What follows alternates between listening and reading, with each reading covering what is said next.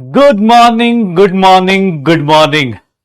और मेरे यकीनियंस, क्या हालचाल, कैसी चल रही है जिंदगी? सब बढ़िया? तो भैया धीरे धीरे ये चैप्टर भी अब एंड की तरफ आता हुआ, धीरे धीरे। मतलब अब आज के बाद कल से थ्योरी खत्म हो गई है, थोड़े थोड़े थ्योरेटिकल चीजें आएंगी एकदम भैया। मतलब कल मैंने टेस्ट के एनालिसिस के लिए बोला था, टेस्ट के एनालिसिस बहुत सारे लोगों ने करी है, कुछ लोगों ने मेरे साथ शेयर करी है, कुछ लोगों ने मतलब इंस्टाग्राम जहां भी मौका मिला वहां शेयर कर दिया। भाई जितना मैं रिप्लाई कर सकता हूं मैं कर दूंगा, बट हाँ भाई अगर मिस कर जाऊंगा तो अगले हफ्ते तक कर लूंगा कहीं ना कहीं। ठीक है, कोई दिक्कत नहीं। ठीक है, तो जो लोग भी टेस्ट के एनालिसिस कर रहे हैं अच्छी बात है, अपनी मिस्टेक्स पता होनी चाहिए, कोशिश करिएगा, क्योंकि यही मिस्टेक्स हैं जो आगे जाके काम आने वाली है। ठीक है, yes yes yes. Summary lecture नहीं भाई साहब, अरे तुम बस टेंशन मत लो, अभी बैकलॉग लेक्चर भी आ रहा है बहुत जल्दी ही आपके साथ। एक दिन में मूल कॉन्सेप्ट से लेकर रेडॉक्स सब खत्म कर देगा रे तेरा मास्टर, टेंशन मत ले। एकदम एकदम चलो। तो okay guys, yes yes, Sunday को शायद, मतलब जहां तक मुझे बताया गया मुझे ही लेना है एक, कि भाई साहब गलती बच्चे कर रहे हैं लेकिन पनिशमेंट मास्टर को मिलेगी। संडे को भैया सुबह से शाम तक क्लास ले लीजिए और इनको खत्म कर दीजिए, एकदम ही मतलब उड़ा दीजिए पूरा का पूरा। ठीक है, चलो स्टार्ट करते हैं भैया। अरे भाई साहब, मैं अपना व्हाट्सएप नंबर दे दूं भाई, किसी को पता नहीं, कल किसी को मिल गया था भाई, वो लगातार ही कॉल किए जा रहा है, उसको लग रहा है मास्टर फ्री है। कल से अभी तक 16-17 बार कॉल, सुबह सुबह रात, हाँ 5:30 में कॉल किया है, रात में 12 बजे को अभी ब्लॉक किया। मैं कहा भाई बस नंबर इसलिए, अरे भाई कहीं से नंबर मिल भी जाता है तो व्हाट्सएप पे मैसेज छोड़ दो, मैं खुद ही कर लूंगा। लेकिन सर जानते हैं सर, बर्बाद कर लेना है सर, तो फिर ये होंगे 2 मिनट बात कर लेंगे तो क्या चल, भाई ऐसा नहीं होता है यार। तुम लोगों को लगता होगा इससे उठ के आ जाते होंगे मास्टर, हाँ भाई पीपीटी से लेके हर चीज सोचनी पड़ती है, कितना आज कराना है, कहां तक लेके जाना है, फिर ये भी सोचना है कि भैया कल परसों तक क्या होगा, कौन से क्वेश्चंस कराने हैं, और अच्छे क्वेश्चंस लास्ट दिन, मतलब जो 10th लेक्चर है अपना, जो आज वेडनेसडे है ना, तो फ्राइडे को जो लेक्चर है भाई साहब धुआंधार लेक्चर होगा। फ्राइडे वाले लेक्चर में मजे ही मजे हैं, आंसू ही आंसू होंगे, गम ही गम होंगे, अगर आप नहीं पढ़ के आएंगे तो फ्राइडे को। ठीक है, तो भैया शुरू कीजिए, चलिए शुरू करेंगे, स्टार्ट करेंगे भाई साहब, स्टार्ट करेंगे गाइस। एकदम एकदम, कोई भी है देखो यहाँ पर, कोई भी अपना नंबर मत देना, मतलब ऐसा नहीं हो कि भाई साहब पता चला नंबर देने के चक्कर में पैसा ही मांग रहा है, ये सब काम मत करना ऐसा। मैं अकेला ही इंसान मोबाइल अपना हैंडल करता हूं, तो किसी को भी पैसे दे के नंबर मत लीजिएगा। ठीक है, हाँ पता चला भाई साहब इसको भी बेचा जा रहा है, भाई पेपर लीक तो रुक नहीं पा रहा, नंबर लीक अब रोकना पड़ेगा। मैं किसका रिजिग्नेशन मांगूंगा? स्पैमर्स तो रिजाइन भी नहीं करेंगे। हाँ एकदम एकदम, मेरा मोबाइल नंबर जो है 7 डिजिट का है, एकदम 6 डिजिट, मतलब नॉर्मल लोगों का 10 डिजिट का होता है, मेरा 7 डिजिट का है। तीन, हाँ तीन ही तो है, 3 डिजिट जो है मैं खा गया सुबह सुबह ब्रेकफास्ट में। Yes yes yes, 100, 100, 111, 112। चलो स्टार्ट करते हैं, स्टार्ट करते भैया। वीकली कंबाइंड क्वेश्चन मिल गए थे, तो भैया अब देखोगे धीरे धीरे तो हम सॉल्यूशन चैप्टर में, बेटा देख लेना, अगर हम सॉल्यूशंस में बात करें तो सॉल्यूशन में सबसे पहले कंसंट्रेशन टर्म पढ़ा था, मतलब ये तो बस पहला दिन खाली क्वेश्चन किया था। पहला दिन और लास्ट दिन बेटा बहुत मजा आने वाला है। पहला दिन याद है कंसंट्रेशन टर्म्स में सॉल्युबिलिटी पढ़ी थी, ये बाबू टॉपिक जो है जितना जल्दी हो सकता है इस हफ्ते भैया कोशिश करिएगा सर, जितना जल्दी हो सकता है ये 3 चैप्टर सॉल्यूशन, मोल कॉन्सेप्ट और रेडॉक्स, ये 3 चैप्टर बेटा जितना फास्ट हो सके उतना फास्ट खत्म कीजिएगा, क्योंकि अगले हफ्ते से थर्मोडायनेमिक्स का भैया चालू हो जाएगा। सर टाइप्स ऑफ सॉल्यूशन और एजियोट्रॉप्स पढ़ लिया है, types of solutions and azeotropes पढ़ लिया है सर, ये सारी थ्योरी हमने लास्ट क्लास तक खत्म कर ली थी। हम लोगों ने अब स्टार्ट किया है कॉलिगेटिव प्रॉपर्टीज, कोलिगेट वाली प्रॉपर्टीज की, जो सॉल्यूशन में क्या क्या देखने को मिलता है। कॉलिगेटिव प्रॉपर्टीज में भैया सबसे पहले कल हमने पढ़ा था आरएलवीपी, सर आज हम लोग पढ़ेंगे ये सब चीजें, डेल्टा टीबी, डेल्टा टीएफ, और भैया एक बात बताएं पाई, ये सर ये कर लिया है, ये सब कर लिया है। देख लीजिएगा, ये सब कर लिया है, ये हो गया, ये हो गया, ये हो गया, ये हो गया, ये हो गया है सर। अब इसके बाद एक लास्ट टर्म जो आता है वेंट ऑफ फैक्टर। बाबू याद रखना, कल से क्लास में पीछे की तरफ जाना चालू होगा। ये कुछ नहीं है, इन सबको मिलाना शुरू कर दो, इसके अंदर वेंट ऑफ फैक्टर बन जाता है। तो कोशिश करिएगा, आ जाएगा बेटा, हाँ एकदम अभी आ जाएगा, रुक जाओ। कॉन्सेंट्रेशन टर्म्स ये सब मैं आपको, इस वीक का टारगेट है, इस वीक जो लोग भी फॉलो कर रहे हैं, इस वीक का टारगेट ये है सर, आपका मूल कॉन्सेप्ट रिवीजन करने का, मूल कॉन्सेप्ट सर रेडॉक्स, और तीसरा सॉल्यूशन। भैया अगले मंडे को क्लास में आने से पहले ये 3 चैप्टर बेटा ऐसे होने चाहिए कि अगर मैं बोलूं तो आप भैया बोल सकें कि हाँ सर ये तीनों चैप्टर का कभी भी किसी भी टाइम क्वेश्चन पूछ लो, क्योंकि मैं पूछूंगा, मैं भैया पूछूंगा। अब वो कब पूछूंगा वो अगले हफ्ते से पता चलेगा। जो पढ़ रहे हैं, जो इस बैच को फॉलो कर रहे हैं शुरू से लेकर लास्ट तक, भैया याद रखिएगा ये 3 चैप्टर अब ऐसे होने चाहिए, सॉल्यूशन, मोल, कॉन्सेप्ट, रेडॉक्स, कि अगले वीक से कभी भी कोई पूछे, क्वेश्चन देने की कोशिश करे तो भैया एकदम तैयार कर लीजिए, तैयार कर लीजिए। यस यस यस भाई, रिवीजन का एक टारगेट है, जो लोग भी करना चाहते हैं, ये मेरी तरफ से आप ये फाउंडेशन वाले चैप्टर्स, थर्मोडायनेमिक्स बेटा सैटरडे को चालू होगा, वो थ्योरेटिकल होगा, पहले दिन बहुत ज्यादा होता नहीं है, पहले दिन थोड़ी बकैती होती है, तो वो ज्यादा नहीं होगा सैटरडे को। तो इसीलिए बोल रहा हूं इस वीक का एक मिक्स, मतलब होता ना कि अगर आपको टारगेट रखना है तो याद रखिए मोल, कॉन्सेप्ट, रेडॉक्स और सॉल्यूशन। ऐसा होना चाहिए कि अगर उसकी कॉपी कहीं रख भी दे, गुम भी हो जाए, तो 2 महीने बाद आप क्वेश्चन कर पाओ, इतना ज्यादा रिवाइज कर लीजिएगा, ठीक है। चलिए एकदम, चलो शुरू करते। आरबीटी का सिलेबस बेटा तुम्हारा शायद सॉल्यूशन और रेडॉक्स ही है, ठीक है ना, तो आप प्लीज किसी और का टेस्ट सिलेबस देख रहे। कल आपके कहने के बाद मैंने पंकज सर को भेजा भी था कि भाई देखो गड़बड़ आ रहा है, बट वो बोल रहे थे वो 12th में इलेक्ट्रोकेमिस्ट्री है, तुम्हारे में नहीं है, तो प्लीज आप 11th यकीन बैच वाला आरटीएस का फॉलो करें, उसमें मिल जाएगा। चलिए शुरू करते हैं भाई साहब, शुरू करते। समरी लेक्चर बेटा मोल कॉन्सेप्ट का दे चुका हूं, अब भैया एकदम मंडे से भी फ्रेश स्टार्ट कर सकते हैं गाइज, जिनका बहुत ज्यादा बैकलॉग है। मंडे से गाइज आ रहा है आपके लिए यकीन 3.0 बैच, जिसके अंदर होंगे भाई, उसमें मैं ही टकराऊंगा, लेकिन कोई बात नहीं, आप दूसरे टीचर से भी पढ़ सकते हैं बेटा, क्योंकि मेरी आवाज और मेरी जुल्फे जल्दी समझ में नहीं आती, तो इसीलिए बोल रहा हूं मंडे से भी एक नया बैच स्टार्ट हो रहा है, आप वहां से भी कर सकते हैं, ये सब ज्यादा जरूरत है नहीं। चलिए भाई, कल हम लोगों ने भैया पहला कॉलिगेटिव प्रॉपर्टी पढ़ा था आरएलवीपी के बारे में। बाबू एक बात बताएं, क्वेश्चन देख करेगा, एक काम कर क्वेश्चन लिखो, आज का केबीडी थोड़ा यूनिक है, 5 क्वेश्चन है वेपर प्रेशर पे, एक फॉर्मूला है, एक फॉर्मूला बताया गया है, एक फॉर्मूला बताया गया है, और उसके ऊपर 5 भैया क्वेश्चन है, 3 क्वेश्चन सब्जेक्टिव और 2 क्वेश्चन ऑब्जेक्टिव। करेगा क्वेश्चन, मजा आएगा, हाँ मजा आएगा भाई साहब, मजे लेगा भैया। देख ले सर, स्टार्ट करे भैया आज का केबीडी में। भैया अपना फाइनल आंसर मत बताना, बस क्वेश्चन में आपको इसलिए सब्जेक्टिव बोल रहा हूं क्योंकि बहुत सारे लोग क्या करते हैं ना, ऑप्शन देख के तुक्का उक्का मारना शुरू, ऑप्शन देख के डिसाइड करना शुरू कर देते हैं। इसीलिए कुछ कुछ क्वेश्चन बिना ऑप्शन के भी करने जरूरी है, इसीलिए क्लास में इस टाइप के अलग अलग क्वेश्चंस कराए जाते हैं, ठीक है। तो भैया कौन बनेगा डॉक्टर में आज बहुत यूनिक टाइप का चीजें, थोड़ा थोड़ा जो नए नए इनिशिएटिव लग सकते हैं, अनएक्सपेक्टेड चीजें हो सकती हैं, वो करते हैं। चलिए आइए क्वेश्चन पढ़िएगा।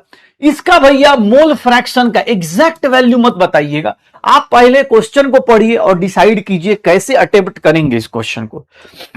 क्वेश्चन को पढ़िए, डिसाइड कीजिए कैसे अटेम्प्ट करेंगे इस क्वेश्चन को। आप लोग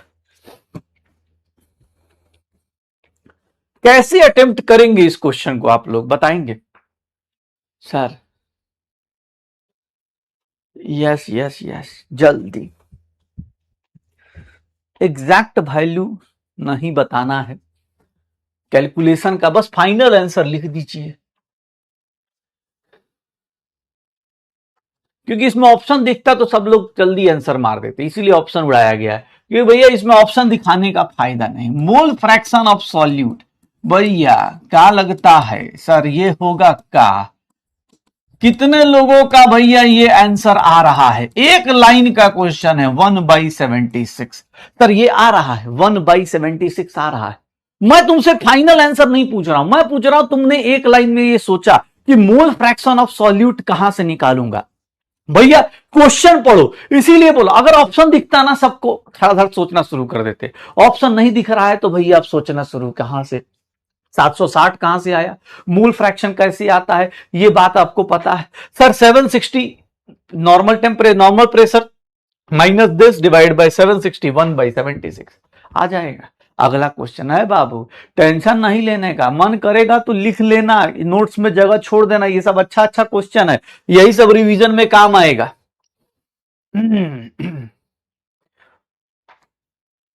बताओगे इसका आंसर का आएगा, इंग्लिश पढ़ेगा जी, इंग्लिश में का आंसर आता है, फॉर्मूला लिख के समझाइए बेटा, वो लिख दिया कल, वो फॉर्मूला अब एक्स हो चुका है जिसको सिर्फ याद कर सकते हो, फॉर्मूला लिख के बताइए।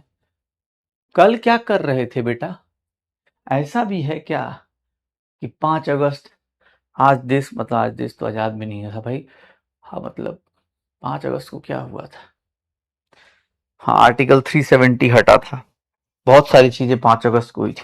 तो सर आज से मैंने सोचा है कि आज से पढ़ूंगा, ऐसा अगर सोचा है आपने तो बेटा टेंशन मत लीजिए, 10 अगस्त से जुड़ना ना भूले हमारे साथ। Find the mass of urea which should be dissolved in 360 gram of water to decrease up to का मतलब क्या होता है, अगर आप देखेंगे P1 नॉट को भैया आप x ले लें तो P1 की वैल्यू क्या होगी, 6/7 times, sir 6/7 times this. Sir यहां से डेल्टा P निकालेंगे तो डेल्टा P क्या आ जाएगा, सर डेल्टा P क्या आ जाएगा, 6/7 x/7 आ जाएगा। सर अगर आप देखेंगे तो यहां से देखिएगा, अब मैं आपको क्वेश्चन दे रहा हूं कि डेल्टा पी अपॉन, सर यहां से P1 naught is equals to mole fraction and that is equals to number of moles of urea, number of moles of urea, number of moles of water. भैया ये देख लीजिएगा, delta p की value x/7 है, ये value x है, sir ये 1/7 आ गया, और 1/7 number of moles of urea divide by number of moles of urea plus पानी के मोल्स कितने हैं, सर 20 है। सर ये कितना हो जाएगा, 6 times number of moles of urea, 6 times number of moles of urea is equals to 20, number of moles of urea is 20/6, mass of urea निकालना है तो that will be 20/6 into 180। Sir कितना आएगा, 600 ग्राम आए, कितना आ रहा है जी, हाय हाय हाय, अरे सॉरी, ये हाँ ठीक तो था, अबे क्या किया 7, अबे यार तुम लोग, sir number of moles of urea कितना आ जाएगा 20/6, ये 6 इधर चला गया तो 6 इधर गया तो यहां पर 20/6, मास ऑफ यूरिया 20/6 इंटू कितना आ गया 60, 200 ग्राम आ जाएगा, 200 ग्राम कितना आएगा, 200 ग्राम, 60 ग्राम लेना था मैंने ग्लूकोज, अरे मैंने पीछे देखा तो 7 आ रहा था तो मैंने कहा भाई गड़बड़ हो रहा होगा। ये देख लीजिएगा भैया 7 का यूज क्या है, अब एग्जाम में देख लो, सिंपल, अगर डेटा की बात करोगे तो सिर्फ एक डेटा दिया जा रहा है, ये सारे क्वेश्चन बेटा एक डेटा पे आपको पूरा सॉल्व करना है, ये सारे के सारे एक डेटा पे आपको सॉल्व करना है। ये क्वेश्चन देखो सिर्फ एक चीज दी है, 360 ग्राम पानी, इससे पहले वाले में सिर्फ एक डेटा दिया हुआ था, आपको सॉल्व करना है। तो ये बेटा जो ये हैंड पे क्वेश्चन है वो एक डेटा वाले हैं कि आपको सिर्फ एक चीज बताई जा रही है, बाकी चीजें एग्जाम में खुद ही सोचनी पड़ेगी। तो भाई ये क्वेश्चंस आप चाहें तो कर सकते हैं। 6 कहां से आया बेटा, ये इसको इधर मल्टीप्लाई, इसको उधर, n में से 7 times number of moles of urea, 6 times moles of urea, 20/6, ठीक है। 20 कहां से आया बेटा, ये राज अब राज ही रह गया, 20 कहां से आया, अब इस राज को हम लोग राज रहने देते हैं। Number of moles of water 20 कहां से आया, अब ये राज बेटा निकल गया। चलिए आइए अगला क्वेश्चन कितना होगा, यहां पर भी देखेंगे लोअरिंग ऑफ वेपर प्रेशर। ये सारे क्वेश्चन बेटा इसीलिए आपको कराए जा रहे हैं कि एक एक लाइन का क्वेश्चन भी देगा तो टेंशन नहीं लेने का, बड़ा क्वेश्चन भी कराया जाएगा डोंट वरी, बट एक लाइन का क्वेश्चन, एक डेटा पे आपको कैलकुलेट करना है। आप इतने कैपेबल हो जाइए कि हाँ आपको पता चल रहा है कि 60 ग्राम यूरिया प्रेजेंट है, 100 ग्राम पानी में, 100 ग्राम सॉल्यूशन में, अबे 100 ग्राम ऑफ सॉल्यूशन, आप इतने कैसे निकालेंगे?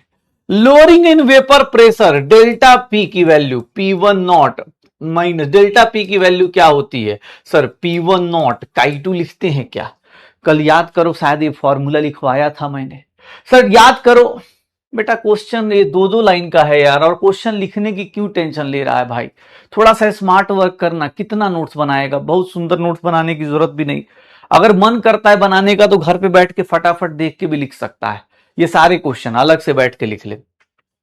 Delta P P1 not Chi2 लिखेंगे, P1 not Chi2। Sir delta P P1 not की वैल्यू कितना ले लूं? सर P1 नॉट की वैल्यू जब कुछ नहीं दिया है तो 760। Chi2 का मतलब क्या होता है? Number of moles of urea 1 plus, sir ये 40/18 ले सकता हूं। सर यही सब बात जो है ना, मतलब एकदम दिमागे हिल जाता है। सर ये कितना हो गया? 2.22। सर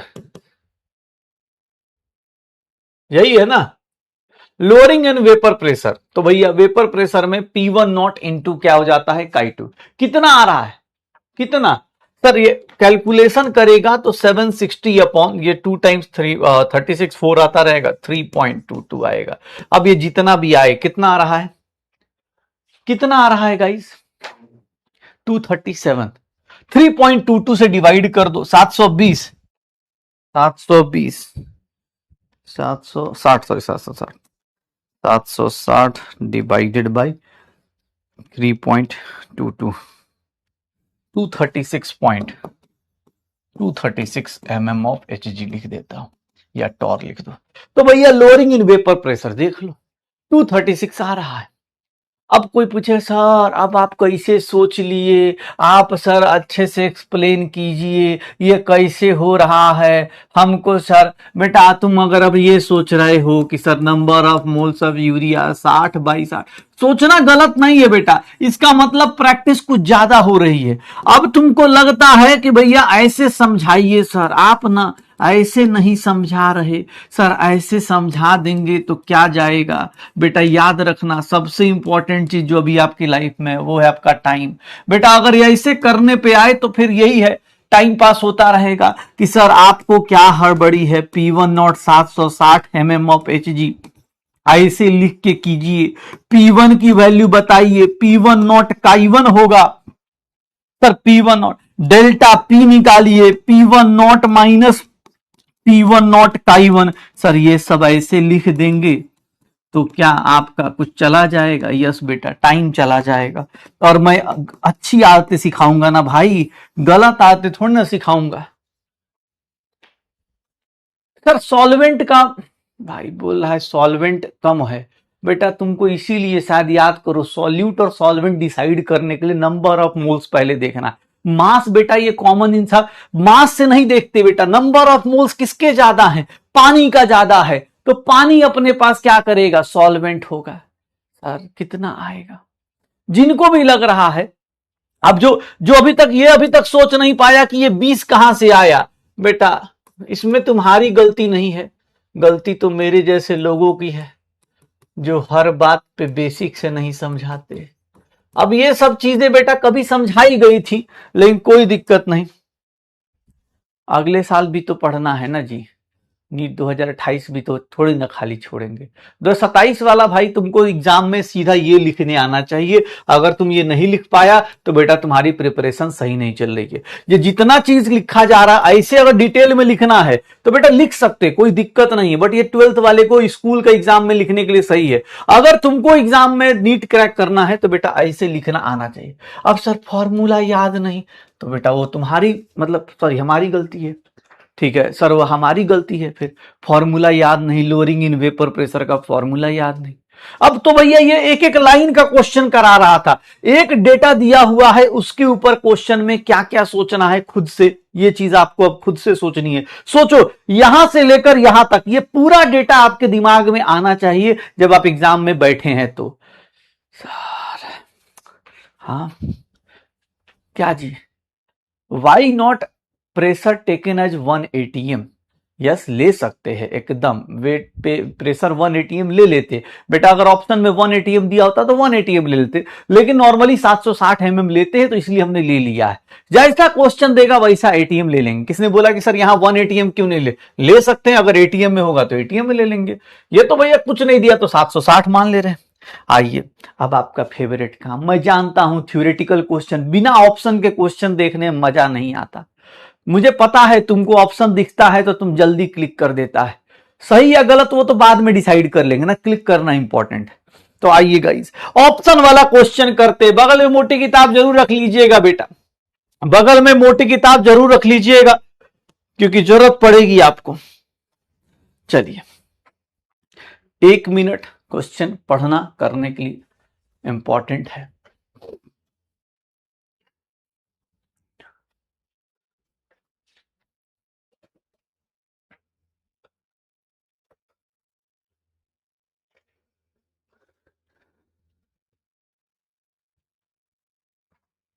क्या हुआ जल्दी बताओ।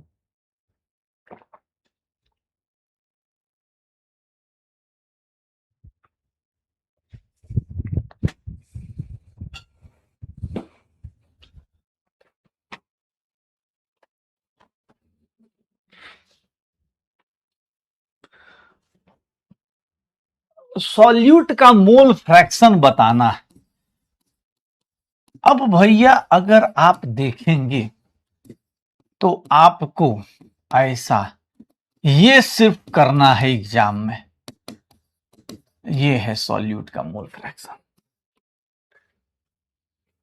अब सर ये कैसे सोचे और किस तरह से सोचे।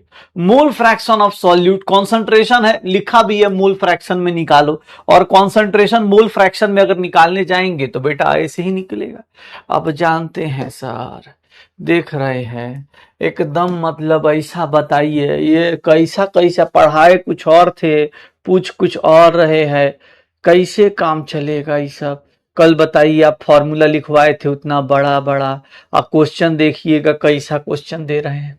20% बाई 20%, मतलब 20% से कम हो रहा है। तो शुरुआत में अगर 100 है तो सर 100 कैसे ले लिए बेटा, यहां 760 क्यों नहीं लिए, क्योंकि भैया परसेंटेज दिया, परसेंटेज में 100 लोगे तो कैलकुलेशन फास्ट होगा। हाँ, बाई 20% है भाई, बाई 20% बोल रहा है कि सर 100 - 20 होगा। अरे बाई 20% और डिक्रीजेस टू 20%, दोनों में फर्क है। 100 - 20 क्यों कर दिया, क्वेश्चन पढ़ थोड़ा सा, इतनी इंग्लिश कमजोर कैसे कर लिया। यहां बाई के बदले 2 लिखा होता तो मतलब 20% बचा है, यहां बाई मतलब कि 20% से कम हुआ है सर। हाँ, क्या सर कैसे चलेगा। अब इंग्लिश, हाँ, अरे तो गलती देखो, तुमको एक बात बताओ, तुम खुश रहना चाहते हो तो बेटा टॉपिक छोड़ देते हैं, क्या करना है क्वेश्चन उड़ा देते हैं। इसमें क्या, तुम भी खुश मैं भी खुश, मैंने तो फॉर्मूला बता ही दिया है, मैं बोल दूंगा भैया देखो फॉर्मूला पे आया था बना लेना, ये सब फॉर्मूला पे ही तो है। एक एक लाइन में ये सब जो क्वेश्चन हो रहा है ये सब फॉर्मूला पे ही तो है। मैं अगले साल बोलूंगा कि हाँ भैया देखो जो पढ़ा है वो आ गया, लेकिन तुम साथ में बोल पाओ तो मेरी अचीवमेंट है ना। अब सर बुरा लग रहा है तो बुरा लग रहा है तो बेटा पढ़ना है, सोचना है। ये सोचो कि अभी मास्टर बता रहा है, अभी 10 महीना है, सोच सकते हैं, अभी टाइम है, प्रैक्टिस करेंगे, सोचेंगे कि हाँ परसेंटेज दिया है तो 100 मान लेते, 100 में से 80। अब तू सोचे सर ऐसे, हाँ कैसे अरे भाई तू साथ में फॉर्मूला है, क्वेश्चन पढ़ निकाल, ठीक है। अब नहीं तो भैया खुश रहना है तो खुश रहने के लिए देख लो।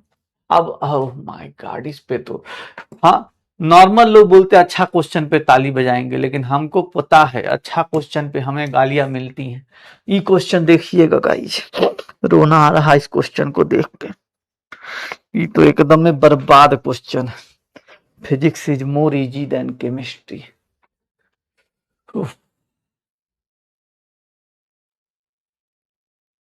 अगर आप इस क्वेश्चन को पढ़िएगा,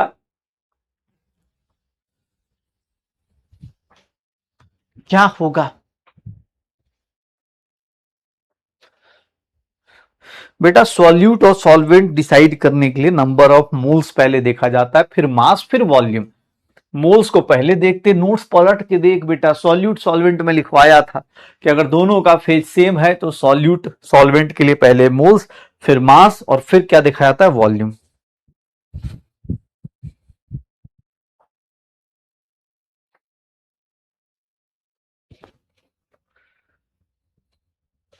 फिजिक्स इजी लग रही है, बात तो सही है तुम्हारी। अभी मोशन इन 1D पढ़ रहे हो ना बेटा, अभी तुमने फिजिक्स पढ़ी कहाँ है? फिजिक्स भी आसान लगेगी, मुझे पूरा भरोसा है। 3 महीने बीतने दो बेटा, 3 महीने, ये साल बीतेगा ना, उसके बाद अगले साल पूछूंगा कौन सी चीज अच्छी लगती है, उसके बाद कौन सी चीज इजी लगती है वो अपने आप पता चलेगा। अभी तुमने पढ़ा ही क्या फिजिक्स का? फिजिक्स का एबीसीडी पढ़ा है बेटा, फिजिक्स तो अभी चालू होगा प्रोजेक्टाइल से, प्रोजेक्टाइल से छोड़, उसके बाद एनएलएम आएगा। और जो बंदर पकड़ के इसे लटक जाता है ना, ऐसे पुली पे पुली लगा रहता है, इधर एक पुली लगा हुआ है, इधर एक पुली लगा हुआ है, इधर एक पुली लगा दिया है, यहां पर एक चिंटू को बिठा दिया गया है, वो खींच रहा है, इधर एक, हाँ, चिंटू की गर्लफ्रेंड को इधर लटका दिया गया है कि भैया तुम बताओ, अब सबके बीच में टेंशन बताते फिरो, तब मजा आएगा। अभी तो बेटा फिजिक्स इजी इजी पता चलेगा, टेंशन मत ले। अभी तो इतना नहीं सोच पा रहा, वहां तो भैया जैसे ही गाड़ी ऐसे बैंक होगी ना बेटा, ऐसे रास्ता पे ऐसे जैसे हाई टायर ऐसे बैंक होगा, ऐसे करके, ऐसे, हाँ, ऐसे करके, तो यहां पर बैठ के तू सोच रहा होगा कि एक काम करते हैं, नीट काहे का क्रैक करते, गड़िया को पीछे ले जाते। टेंशन मत ले, अभी अभी रास्ता मुड़ना चालू होगा, फिजिक्स अपने आप रास्ता मोड़ता है, उसके बाद तुझे रियलाइज होगा कि तूने क्या मिस कर दिया। इस क्वेश्चन को देखिएगा भाई सर, एकदम, अरे फिजिक्स इजी है बेटा, सच बता रहा हूं, मैं खुद ही कह रहा हूं, अभी तो फिजिक्स इजी है, क्यों नहीं इजी है, बाद में तुमको अगले साल पता चलेगा, काहे टेंशन ले रहे हो, इस साल थोड़ी ना पता चलेगा। सर यहां पर देखेंगे तो भैया तुमसे क्वेश्चन कह रहा है कि नॉन वोलाटाइल सॉल्यूट है, मतलब जो प्रेशर ऑफ सॉल्यूशन है बाबू, ये किसके बराबर होगा? Sir P1 not into Chi1 होगा। सर यही होगा, क्योंकि भैया सॉल्वेंट के कारण ही होगा, प्रेशर ऑफ सॉल्वेंट ही लिखेंगे। अच्छा, तो सर हम क्या करें? तो देखिएगा 250 इज इक्वल्स टू, है कैसे सर? बेटा नंबर ऑफ मोल्स ये बी के है और ए के हैं, तो P1 नॉट Chi1, और सर दूसरे का प्रेशर नहीं पता, तो P1 नॉट इंटू उसका कितना आएगा 4/7। सर ये इक्वेशन 1 हो गया, ये इक्वेशन 2 हो गया, और सर आपको भी पता है ऐसे अगर लिख देंगे तो भैया कैंसिल आउट करते चले जाइए। सर यही सब तो दिक्कत है, 5 से ये 50 टाइम्स हो गया। P1 की वैल्यू, प्रेशर ऑफ सॉल्यूशन की वैल्यू सर कितनी आ गई? 200 आ गई। सर देख लो, अब ये कहानी याद रहे एग्जाम में तो बढ़िया है, नहीं तो भैया आंसर तो जानते ही है सर। हाँ देख लो, कुछ लोगों का 250 आ रहा है, कुछ लोगों का भैया 350 आ रहा है। सर आपको B/A का रेशियो दिया है, B/A का रेशियो दिया है, आप सॉल्वेंट के रिस्पेक्ट में लोगे ना, क्योंकि नॉन वोलाटाइल सॉल्यूट है, नॉन वोलाटाइल सॉल्यूट है सर, नॉन वोलाटाइल सॉल्यूट है, तो नॉन वोलाटाइल सॉल्यूट का प्रेशर नहीं होता है, तो सॉल्यूशन का प्रेशर जितना भी होता है वो सॉल्वेंट के कारण होगा। तो सर 250 किसके बराबर है? P1 not into 5/7, P1 not into Chi1। Sir इसका बाद का प्रेशर P ले लेते हैं, सर वो P1 नॉट इंटू 4/7। सर दोनों का रेशियो ले लीजिएगा, आंसर कितना आएगा? 200। जानते हैं सर, सॉल्यूशन देखते हैं ना सर तो ऐसा लगता है कि दिमाग कहाँ रहता है भाई, सोचना था हमको। और सबसे खराब बात, इस क्वेश्चन को तो बिना कैलकुलेशन के भी कर सकता था, पता है कैसे? बिना कैलकुलेशन का एग्जाम में तू अब वही प्रैक्टिस से सोच, अब सोचेगा नहीं सर इस क्वेश्चन में बिना कैलकुलेशन के आंसर ए आ जाता, पता है कैसे? कैलकुलेशन छोड़ना, क्यों करना है कैलकुलेशन, तुझे बिना कैलकुलेशन का आंसर आता। कैसे? तुम देखो, तुम सॉल्वेंट, नॉन वोलाटाइल सॉल्यूट है तो सॉल्यूट का प्रेशर कम होता है, तुम सॉल्यूट बढ़ा रहे हो, सॉल्वेंट कम कर रहे हो, सॉल्वेंट का नंबर ऑफ मोल्स कम करोगे तो प्रेशर क्या होगा? कम होगा। प्रेशर कम एक ही का है, ऑप्शन एक ही ऑप्शन आता है, एक ही ऑप्शन आ रहा है। बिना कैलकुलेशन के कर सकता है, लेकिन वो तभी होगा ना जब सोचेगा कि सर सॉल्वेंट का नंबर ऑफ मोल्स कम कर रहा है, सॉल्यूट का वेपर प्रेशर होता नहीं है, नॉन वोलेटाइल है, तो भैया सॉल्वेंट का अगर नंबर ऑफ मोल्स कम होगा मतलब प्रेशर कम होगा। एक ऑप्शन है, टिक मार दे। बाकी कैलकुलेशन से करना है, कैलकुलेशन से कर। अभी तक जो लोग ये सोच रहे हैं कि 7 कहां से आया, बेटा नंबर ऑफ मोल्स ए का B2 ले लो, सर इसका 5 ले लो, ये बी मोल्स का रेशियो नंबर ऑफ मोल्स। 2/7 क्यों नहीं लिया, क्यों लूंगा 2/7 भाई? ये 1 का मतलब क्या होता है, सॉल्वेंट। मतलब तू एक बात बता सर, ये जो है ये फॉर्मूला बेटा डेल्टा पी का फॉर्मूला था, ये formula lowering in vapour pressure है सर, वो प्रेशर ऑफ सॉल्यूशन है क्या यार? कैसे भाई, कैसे चलेगा? लोअरिंग इन वेपर प्रेशर और vapour pressure of solution same होता है भाई। अच्छे क्वेश्चन है ये, पांचों के पांचों आपके लिए लेके आए गए थे।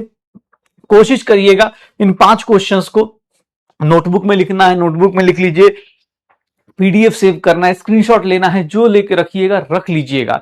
मैं फिर बोल रहा हूं, मैं फिर फ्राइडे को, भाई साहब फ्राइडे को फिर से कोहराम मचेगा उन लोगों की जिंदगी में जो पढ़ के नहीं आएंगे। मैं फिर से बोल रहा हूं, अभी तक जितने सॉल्यूशन चैप्टर हुआ है पढ़ लीजिएगा, रिवाइज कर लीजिएगा। सॉल्यूशन बेटा फ्राइडे को जब आएगा तो भैया इंतजार रहेगा आपका पढ़ के आने का, ठीक है? तो भैया चलिए अब आते हैं, पहली कॉलिगेटिव प्रॉपर्टी हो गई। तो भैया कॉलिगेटिव प्रॉपर्टी में छोटे छोटे फॉर्मूलाज होते हैं और कुछ बड़ी बातें होती नहीं है। पहली कॉलिगेटिव प्रॉपर्टी क्या थी? तो पहली कॉलिगेटिव प्रॉपर्टी थी relative lowering of vapour pressure. Sir lowering of vapour pressure depend करता है किसके ऊपर? सॉल्यूट के ऊपर, और इसीलिए भैया हम लोगों ने उसको डिफाइन किया था। सर इसको हम लोग देखेंगे तो इसको हम लोग लिखते हैं delta TB. Sir boiling point का elevation, elevation of boiling point, ठीक है? हाँ, तो जो क्वेश्चन गलत हुआ बेटा उसको दोबारा करना है, तिबारा करना है। तुम ये सोचो कि मास्टर परेशान कर रहा है, एग्जामिनर सोच रहा है अगले साल क्या होगा ये किसी को नहीं पता, कौन से मूड में एग्जाम होगा किसी को नहीं पता, गवर्नमेंट को भी नहीं पता किस मूड पे होगा। सब एक दूसरे का टाइम पास कर रहे हैं, एक एग्जाम देंगे बोलेंगे भाई साहब हाँ अब देख लीजिए अपना अपना। इसीलिए पढ़ ले, चाहे वो किसी मोड में हो, चाहे पेन पेपर मोड में, चाहे सीबीटी में, क्वेश्चन ही पूछेगा, टॉपिक का ही पूछेगा। ऐसा तो है नहीं सिलेबस में इंग्लिश ऐड कर देगा, ज्योग्राफी ऐड कर देगा, यही सिलेबस रहना है, पढ़ ले भाई। एलिवेशन इन बॉइलिंग पॉइंट बेटा क्या होता है? सर बॉइलिंग पॉइंट कैसे एलिवेट कर गया? अगर भैया इसको, इस टॉपिक को मैं पढ़ाऊंगा, सुनिएगा ओ सुनिएगा, जो लोग भी हैं अभी आज की क्लास में फोकस इधर ही रखिएगा, फोकस कैमरे पे नहीं, फोकस एकदम ब्रेन का इधर रहना चाहिए। क्यों? क्योंकि मैं ये टॉपिक पढ़ाऊंगा, दूसरा टॉपिक में सिर्फ और सिर्फ एक ही चीज उल्टा बताऊंगा, बाकी सब कुछ सिमिलर सा होगा। तो फोकस इधर रखिएगा। कैसे होता है ध्यान सुनिएगा, बॉइलिंग पॉइंट एलिवेशन कैसे होता है? पहली बात, बॉइलिंग पॉइंट कितने लोगों को याद है कि बॉइलिंग पॉइंट किसको बोलते हैं? सर बॉइलिंग पॉइंट किसको बोलते हैं? सर बॉइलिंग पॉइंट क्या होता है कि temperature at which, temperature at which sir आपका vapour pressure becomes equal to external या फिर एटमॉस्फेरिक प्रेशर। अगर हम शॉर्टकट में लिखें तो गाइज यही लिखेंगे कि जिस पॉइंट पे आपका, जिस टेम्परेचर पे ऐसा हो जाए, बाबू बस मुझे इतना बताना हो गाइज, जेंजीज सर यहां पर प्रेशर है और टेम्परेचर का ग्राफ खींच रहा, ये देखिएगा, ये जो पॉइंट बताया गया है सर ये एक्सटर्नल प्रेशर या एटमॉस्फेरिक प्रेशर बोल देते हैं, एटीएम का ग्राफ बता देते हैं। मुझे बस इतना बताइएगा बेटा, डीपी का सॉल्यूशन, डीपी का डिस्कशन कर दूंगा यार, मेरे दिमाग में है डीपी का डिस्कशन करना, ऑब्वियस जल्दी कर दूंगा, रेडॉक्स का भी सॉल्यूशन का भी कर दूंगा, टेंशन मत लो, ठीक है? आप उसके ऊपर फोकस करो कि हाँ यार ये चीजें मुझे अभी क्लास पे फोकस करते हैं। एक्सटर्नल प्रेशर या एटमॉस्फेरिक प्रेशर, मुझे एक बात बताओ, वेपर प्रेशर का ग्राफ किसी भी लिक्विड का, प्योर सॉल्वेंट का सर कैसा ग्राफ होता था? एक्सपोनेंशियल ग्राफ होता था। सर याद करिएगा, प्योर सॉल्वेंट है, प्योर सॉल्वेंट है, एक्सपोनेंशियली जाएगा। जिस पॉइंट पे, ये स्ट्रेट लाइन मत बना देना, जिस पॉइंट पे ये बेटा जाके एटमॉस्फेरिक प्रेशर के इक्वल होगा उसी पॉइंट को क्या बोलते हैं? तो टीबी क्या है? Boiling point of pure solvent. Sir TB क्या है? Boiling point of pure solvent. Pure solvent जिस पॉइंट पे जाके इसका वेपर प्रेशर टेम्परेचर बढ़ाएंगे, बढ़ता जाएगा, एक्सपोनेंशियली बढ़ता, जिस पॉइंट पे टच करेगा वही होगा। अब ध्यान से सुनना फ्रेंड्स, फ्रेंड्स एक बार ध्यान से सुनिएगा क्या हो रहा है। तो भैया प्योर सॉल्वेंट है, मुझे इतना बताओ, कल तुमने पढ़ा था सॉल्यूशन का प्रेशर, सॉल्यूशन का प्रेशर ऊपर होगा कि नीचे होगा? ग्राफ सॉल्यूशन का ऊपर बनाएंगे कि नीचे? सॉल्यूशन का ग्राफ बेटा देखोगे तो सॉल्यूशन का ग्राफ हमेशा नीचे से बनेगा। ऐसा क्यों भैया? सॉल्यूशन का ग्राफ हमेशा नीचे से क्यों बनता है? क्योंकि सर आपने कल ही पढ़ाया था कि किसी भी टाइप का सॉल्यूट ऐड करोगे, किसी भी टाइप का सॉल्यूट ऐड करोगे तो vapour pressure will decrease, vapour pressure will decrease, boiling point of solution, boiling point of solution. Sir मैंने ग्राफ नीचे से बनाया, क्यों बनाया? क्योंकि सॉल्यूशन का प्रेशर वेपर प्योर सॉल्वेंट से कम होता है, नीचे से ग्राफ बनेगा। याद रखिएगा, ग्राफ का क्वेश्चन कहीं भी आ सकता है। ग्राफ का क्वेश्चन बहुत दिनों से आ नहीं रहा, इसका पूछा जा सकता है। तुम खुद बताओ कौन सा टेम्परेचर बड़ा है? बॉइलिंग पॉइंट इंक्रीज कर रहा है कि डिक्रीज कर रहा है? नंबर लाइन में बॉइलिंग पॉइंट इंक्रीज कर रहा है सर, इंक्रीज कर रहा है सर। ये देखिएगा डेल्टा टीबी, इसी को हम क्या बोलेंगे? TB dash minus TB. Sir delta TB ये elevation in boiling point.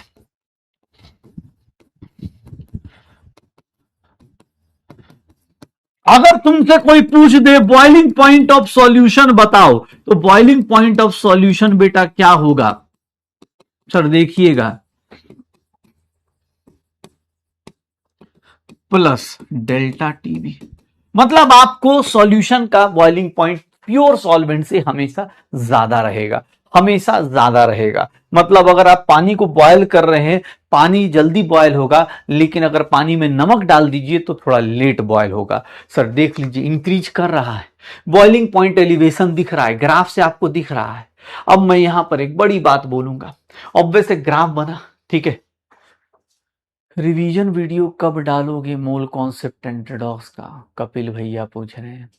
Kapil ji बड़े दुख के साथ बताना पड़ रहा है कि ऐसा रिवीजन वीडियो मैं आपको यूट्यूब पे है, आप वहां से देख सकते हैं अलग से। मैं आपको अपंग बनाना नहीं चाहता भाई साहब, खुद से भी रिवीजन करा करो। पढ़ते भी हम ही से हो, रिवीजन भी हम ही करेंगे, क्वेश्चन भी हम ही करा देंगे, तो भैया तुम क्या करोगे? खुद से नोट्स पलटो, देखो क्या है कहाँ है, उससे रिवीजन करो। नहीं तो तुमको मेरे से ही रिवीजन करना है। ये शक्ल इतनी प्यारी लग रही है तो यूट्यूब पे जाना, खोजना, तुमको हर साल प्रचंड में उम्मीद में मेरा रिवीजन लेक्चर मिल जाएगा, वहां से रिवीजन कर लेना। बैच में कब डालोगे? इतना प्यारा संदेश, इसका जवाब है नहीं डालूंगा, ठीक है, हाँ नहीं डालूंगा। Boiling point of solution, sir boiling point of solution मतलब मैं तो रिक्वेस्ट देख रहा हूं, अभी बैकलॉग खत्म है यार, सही है। हम संडे को देखो, तुम लोग के चक्कर में बैकलॉग तुम कर रहे हो, क्लास किसकी लग रही है? मास्टर की। बैकलॉग में भी जानता है क्या एक्सपेक्ट करेगा? बोलेगा सर हाँ सारा सिलेबस भी पढ़ा दीजिएगा एक दिन में, ठीक है, और थोड़ा सा सर जल्दी भी पढ़ा दीजिएगा, क्वेश्चन भी करा दीजिएगा, और सर थोड़ा सा मतलब जानते हैं सर लेक्चर का ड्यूरेशन ज्यादा नहीं रखना चाहिए, 6-7 घंटे में जो होता है ना सर, एकदम मतलब समझ रहे सर। और फिर उसके बाद अलग, ठीक है। ये देख बॉइलिंग पॉइंट ऑफ सॉल्यूशन की बात कर रहा हूं, बॉइलिंग पॉइंट ऑफ व्यूज। अब होता क्या है कि बेटा ये एक्सपेरिमेंटल चीजें हुई, ये ग्राफ बना, एक्सपेरिमेंट्स में देखा गया कि कुछ भी डाल रहे बॉइलिंग पॉइंट बढ़ रहा है। तो भैया फिर साइंटिस्ट लोग अपना दिमाग लगाए, एक्सपेरिमेंटली क्या देखा गया कि सर आपने क्या ऑब्जर्व करना शुरू किया। ध्यान से देखिएगा, एक्सपेरिमेंटली क्या ऑब्जर्व किया गया कि जो डेल्टा टीबी है, चेंज इन भैया बॉइलिंग पॉइंट है, it is directly proportional to molality. ये सर डायरेक्टली प्रोपोर्शनल है मोलालिटी के। Delta TB is directly proportional to molality, और डायरेक्टली प्रोपोर्शनल को हटाया गया सर, मोलालिटी लगाया गया सर। ये क्या है? Molal boiling point elevation constant, इसको हम लोग कांस्टेंट बोलते हैं, और इसी का नाम होता है इब्यूलोस्कोपिक कांस्टेंट।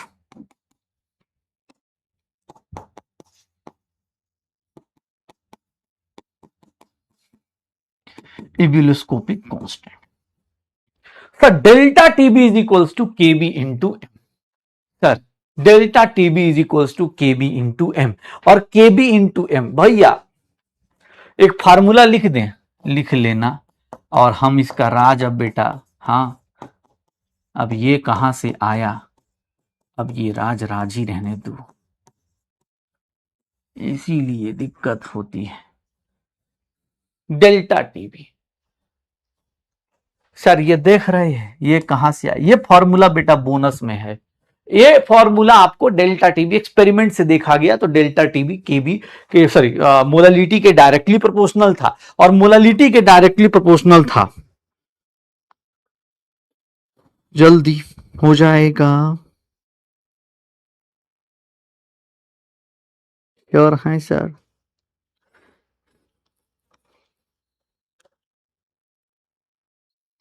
डन।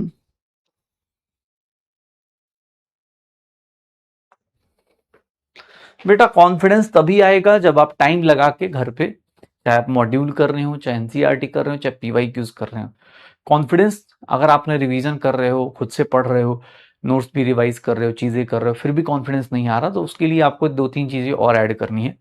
आप घर पे टाइम लिमिट लगाइए। डीपीपी जो आपने सॉल्व कर लिया है पहले मोल कॉन्सेप्ट के या रेडॉक्स के, उन्हीं सेम डीपीज को 10 मिनट में 1 मिनट का एक क्वेश्चन बना लीजिए, उससे फिर आपको कॉन्फिडेंस आएगा। अगर आपने रिवीजन किया है तो वो होना चाहिए, ठीक है, तो वैसे करिए, हो जाएगा। सर ये देख लीजिएगा डेल्टा टीबी की वैल्यू, अब ये क्या होता है इसका जान राज अब मेरे पास भी नहीं है। मैं तुमसे एक बात बोल रहा हूं, delta TB directly proportional to molality. बेटा देख लो ये फॉर्मूला आ गया, delta TB K B into M, या फिर K B into W2/M2 into भैया 1000 अपॉन W1। सर ये फॉर्मूला आप न्यूमेरिकल सॉल्व करने के लिए यही यूज करते हैं। अब आता है कि सर ये केबी क्या है, व्हाट इज दिस केबी, ठीक है। केबी को क्या बोलेंगे, molal boiling point elevation constant क्या होता है। Sir molal boiling point elevation constant क्या होता है, sir KB is defined as delta TB for 1 molal solution. KB किसका, सर एक मोललिटी, मोललिटी अगर 1 हो जाए तो केबी किसके बराबर है, सर डेल्टा टीबी के बराबर, एक मोलल सॉल्यूशन के लिए डेल्टा टीबी के बराबर। तो भैया अगर आप डिफाइन करेंगे तो डेल्टा टीबी क्या है, सर केबी के बराबर, यूनिट सेम होगा। केबी का यूनिट देखोगे तो यूनिट क्या होगा, तो सर डेल्टा टीबी का यूनिट क्या होगा, टेम्परेचर केल्विन में या फिर डिग्री सेल्सियस में, डिवाइडेड बाय मोल पर केजी। बाबू इसको देखोगे तो केल्विन केजी मोल इनवर्स लिख सकते हो, या फिर degree Celsius KG mol inverse लिख सकते हो। एक बहुत बड़ी बात ऐसे मैंने वहां पर मोल कॉन्सेप्ट बताई थी आप लोगों को, उम्मीद तो है कि आप भूल गए होंगे। Sir temperature in degree Celsius is not equals to temperature in Kelvin, but change in temperature degree Celsius का is equals to change in temperature Kelvin में। यह बात याद है क्या, आप चेंज जब लेते हो तो चेंज डिग्री सेल्सियस का लो चाहे केल्विन का लो बराबर आएगा, टेम्परेचर बेटा बराबर नहीं होता, याद रखिएगा। 5 degree Celsius is not, sir 5 kelvin के बराबर नहीं होता है। सर क्यों, क्योंकि 5 डिग्री सेल्सियस लोगे, कहीं पर ये देखो टेम्परेचर है 5 डिग्री सेल्सियस, सर इसको हम लोग लिख सकते हैं 5 + 273 278 केल्विन। टेम्परेचर T2 देख लो, सर ये 15 डिग्री सेल्सियस है, सर इसको क्या लिखेंगे 15 + 273, सर 288 केल्विन लिख सकते। सर आप देख लो टेम्परेचर डिग्री सेल्सियस में और केल्विन में बराबर नहीं है, लेकिन चेंज इन टेम्परेचर निकालोगे डेल्टा टी, T2 - T1 आप डिग्री सेल्सियस में निकाल लो, कोई दिक्कत नहीं, 15 में से 5 गया, सर 10 डिग्री सेल्सियस आएगा। डेल्टा टी आप भैया केल्विन में निकाल दो, T2 - T1 सर केल्विन में निकाल दोगे तो भी भैया वही आएगा 278 10 केल्विन। तो याद रखिएगा क्योंकि इस टॉपिक में ये बार बार यूज होता है, तो डिग्री सेल्सियस का चेंज भैया इक्वल होता है, चेंज इक्वल होता है, ये ध्यान रखिएगा, चेंज इक्वल होता है, टेम्परेचर इक्वल नहीं होता, चेंज हमेशा क्या होगा, इक्वल होगा। डन हो जाएगा। तो भैया देखना अपने पास यूनिट भैया केल्विन में लो चाहे डिग्री सेल्सियस में सेम है। केबी की बात करें तो it is property of solvent only, मतलब इस सॉल्वेंट पे ही डिपेंड करता है। इसको सॉल्यूट से फर्क नहीं पड़ता, इंडिपेंडेंट ऑफ सॉल्यूट। ये भैया फिक्स होता है, इंडिपेंडेंट ऑफ सॉल्यूट। इसको सॉल्यूट कोई बोले कि सर हम चीनी के बदले पानी कुछ और डाल देते, नहीं फर्क पड़ रहा, सॉल्यूट से फर्क नहीं पड़ रहा। सर एक्सपेरिमेंटली केबी की जो वैल्यू निकाली जाती है, एक्सपेरिमेंटली अगर केबी की वैल्यू जो निकाली जाती है sir R TB square M upon 1000 times delta H vaporisation. Sir R पता है यूनिवर्सल गैस कांस्टेंट होता है, आर क्या होता है, यूनिवर्सल गैस कांस्टेंट होता है। टीबी क्या है, तो sir TB is boiling point of solvent.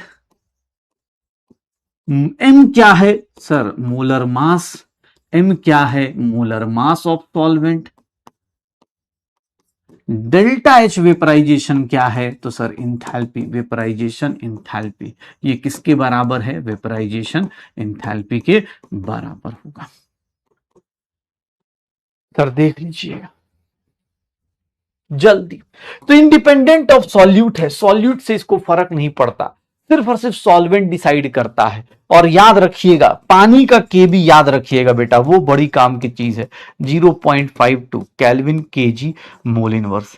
पानी का एक्सपेरिमेंटल वैल्यू याद होना चाहिए, क्यों, क्योंकि पानी यूनिवर्सल सॉल्वेंट है, यूनिवर्सल सॉल्वेंट है। और यूनिवर्सल सॉल्वेंट जो होता है बेटा उसका वैल्यू याद रखना, अगर कुछ नहीं मिलेगा तो यूनिवर्सल सॉल्वेंट तो रहेगा ही रहेगा।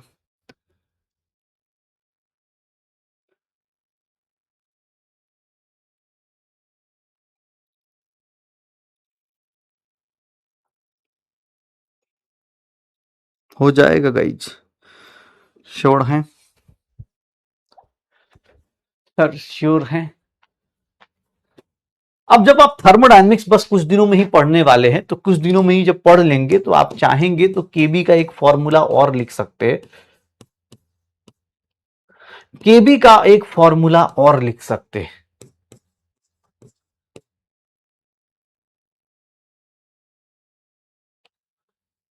एंट्रोपी से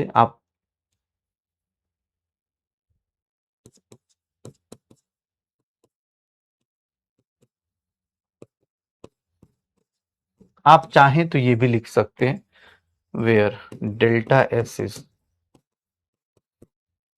तो ये भी लिखा जा सकता है सर, आप चाहेंगे तो ये भी लिखा जा सकता है। जब आप इंट्रोपी पढ़ लेते हैं तो वहां पर इंट्रोपी हो जाएगा। आप इसको चाहे तो ऐसे भी लिख सकते हैं, एक और तरीका होता है, केबी को आप ऐसे भी लिख सकते हैं, are TB square.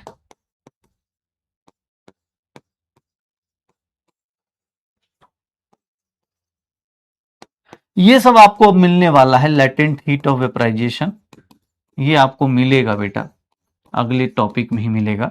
Latent heat vaporisation का बोलते हैं डेल्टा एच। डन। तो ये अभी थर्मोडायनेमिक्स में आएगा, लेकिन हाँ थर्मोडायनेमिक्स जब करेंगे तो उसके बाद रिवीजन करने भी आप आएंगे, मुझे पूरा भरोसा है आप पे, ठीक है,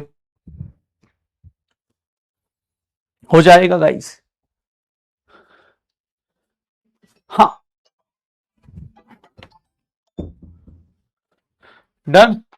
अरे एकदम एकदम, लेटेंट हीट वेपराइजेशन का लिखना है तो बेटा डेल्टा एच बाई एम लिख दो, इंट्रोपी लिखना है अलग अलग तरीके से। अभी अलग फॉर्मूला नहीं, आप एनसीईआरटी में देखेंगे ही फॉर्मूला मिलेगा, लेकिन आप जब ऑब्वियस आप इंट्रोपी पढ़ते हैं, इंथैल्पी पढ़ते हैं, तो वहां पर ये चीजें रिलेट कर सकते हैं। चलिए तो भैया ये हो गया experimental elevation in boiling point. अब मैं एक बड़ी बात बोलूं आपसे, अब देखिएगा मैं तुमसे बोल रहा हूं, मुझसे बस इतना बताओ कि अगर मोलालिटी बढ़ रही है, अगर मोलालिटी बढ़ रही है, मोलालिटी ऑफ सॉल्यूशन, या फिर हम बोल दे कॉन्सेंट्रेशन अगर हम बढ़ा रहे हैं, तो कॉन्सेंट्रेशन ऑफ सॉल्यूशन अगर हम बढ़ाएंगे, तो गाइज बस इतना बता दो, अगर इसकी वैल्यू बढ़ेगी तो क्या मैं बोल सकता हूं कि डेल्टा टीबी की वैल्यू बढ़ेगी? और अगर डेल्टा टीबी की वैल्यू बढ़ेगी मतलब बॉइलिंग पॉइंट ऑफ सॉल्यूशन क्या होगा? इंक्रीज करेगा। बॉइलिंग पॉइंट ऑफ सॉल्यूशन क्या होगा? इंक्रीज करेगा। Sir molality directly proportional to delta TB. Delta TB ज्यादा मतलब बॉइलिंग पॉइंट ऑफ सॉल्यूशन क्या होगा, ज्यादा हो जाएगा। बॉइलिंग पॉइंट ऑफ सॉल्यूशन क्या हो जाएगा, ज्यादा हो जाएगा। सर देख लीजिएगा, रटिएगा मत इसको बैठ के, नहीं तो पता चला एग्जाम में बैठ के सोच रहे कि क्या हुआ मेरे साथ। भैया रटना नहीं है, इस चीज को ध्यान रखिएगा, हो जाएगा। अब देखो एग्जाम में हो सकता है, अभी तो ऐसा क्वेश्चन आ नहीं रहा है, लेकिन हाँ पूछा जा सकता है, या फिर मैं बोलूं कि भाई ऐसा भी दिया जा सकता है। ये देखिएगा,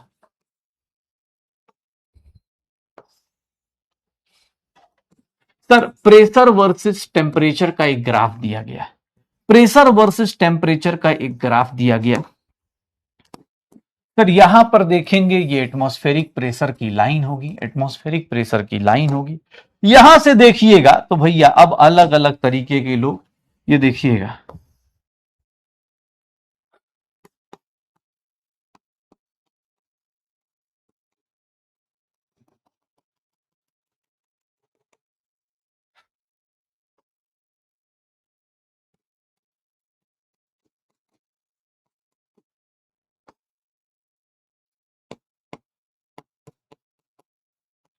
ग्राफ को देखिएगा और बस इतना बता दीजिए,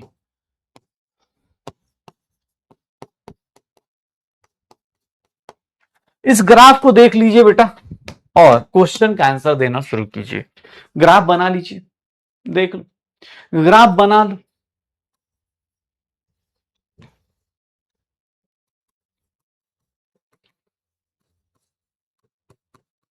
ऑर्डर बताना बॉइलिंग पॉइंट ऑफ सॉल्यूशन का।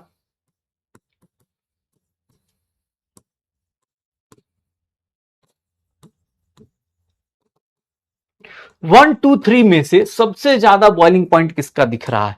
अगर आप बॉइलिंग पॉइंट को कंपेयर करेंगे 1 2 3 में सबसे ज्यादा बॉइलिंग पॉइंट किसका दिखेगा?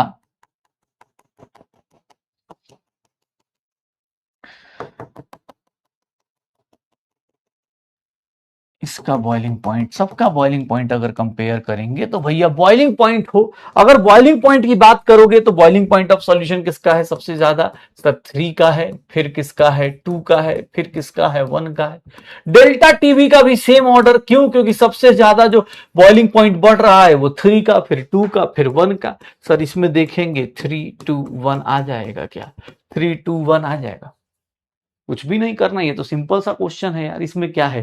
बस बेटा इतना ही होता है, elevation in boiling point base पे इतना ही कॉन्सेप्ट है बेटा, इसमें बस यही सब क्वेश्चन होगा। हाँ पूछने वाला अलग अलग तरीके से क्वेश्चन पूछेगा, उसमें आपको ग्राफ दे देगा। हो सकता है कि भैया आपसे ऐसा डेल्टा टी के बी इन सब की वैल्यूज पूछ ले, डेल्टा टीवी का फॉर्मूला पता है। चलिए आइए न्यूमेरिकल्स की तरफ चलते। न्यूमेरिकल्स का इंतजार हाँ 11 मुल्कों के लोग कर रहे हैं, मतलब जल्दी से जल्दी हो गया। चलिए भैया स्टार्ट करें, स्टार्ट करें भाई साहब। कांस्टेंट पे डिपेंड करेगा बेटा, कांस्टेंट तो फिक्स रहेगा ना, जब सॉल्यूशन बना रहे हो तो सॉल्वेंट तो फिक्स रहेगा, एक ही टाइप का सॉल्वेंट होगा ना बेटा। ऐसा थोड़ा ही ना है कि सब कुछ ही बदल देंगे तो क्या होगा बेटा। आप किसी एक चीज को कांस्टेंट रखोगे ना, तो आप सॉल्वेंट को कांस्टेंट रखोगे, सॉल्यूट चेंज होगा। सर ये देखिएगा, इस क्वेश्चन का आंसर बताइएगा, इस क्वेश्चन का आंसर बताइएगा। ये ए और बी किसको रिप्रेजेंट कर रहा है? ए और बी किसको रिप्रेजेंट कर रहा है? पॉइंट ए और पॉइंट बी किसको रिप्रेजेंट कर रहा है? सर बताएंगे का ये क्या है? सर ये क्या है? साइड हो जाता हूं मैं, ये सब क्या चल रहा है? ए और बी किसको रिप्रेजेंट कर रहा है?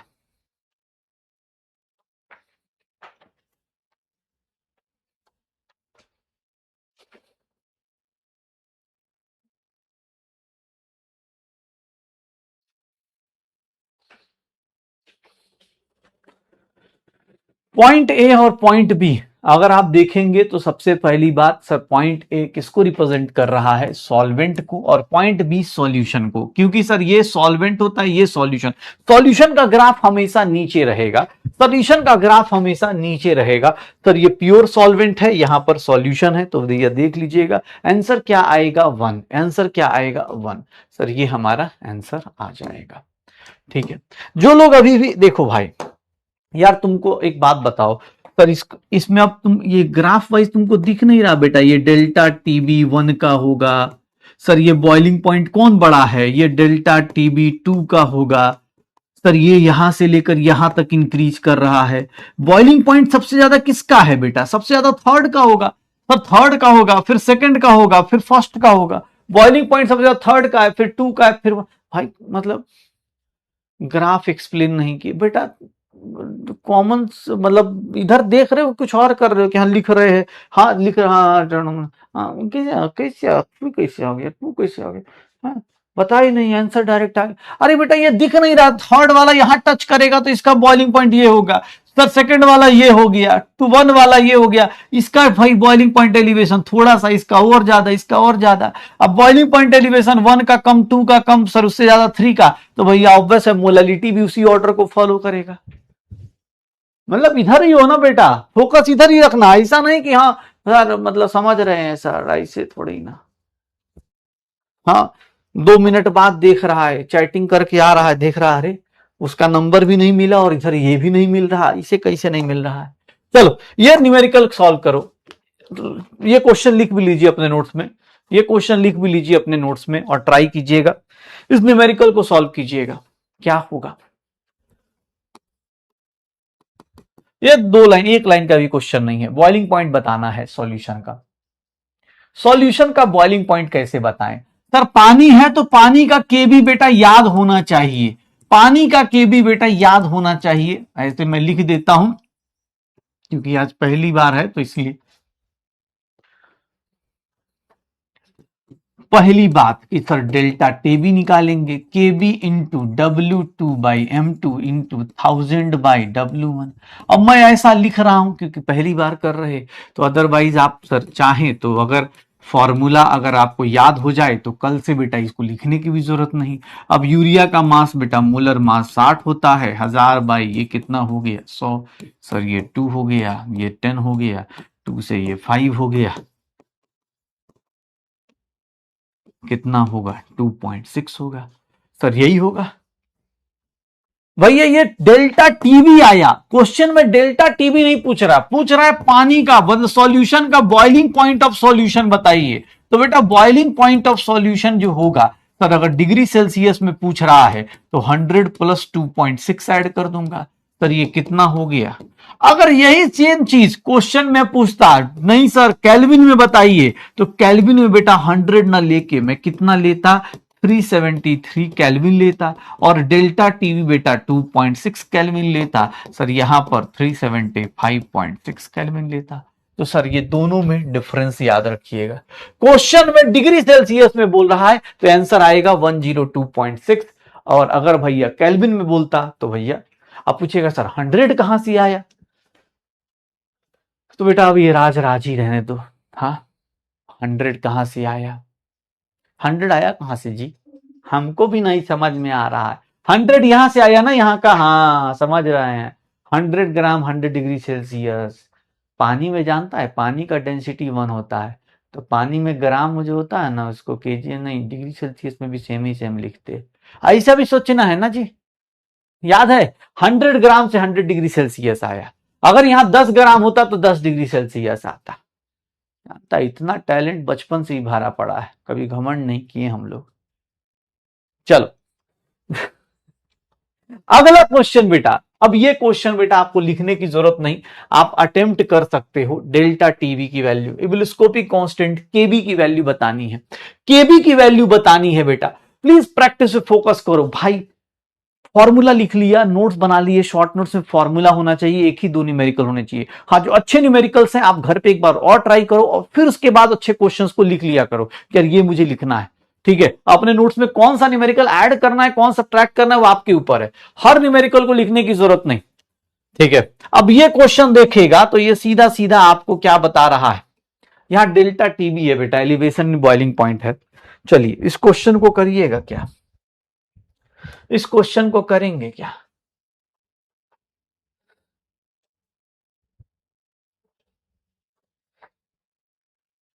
सर अगर आप इस क्वेश्चन को निकालने जाएंगे, केबी की वैल्यू क्या होती है। सर केबी की वैल्यू होती है डेल्टा टीबी बाई एम।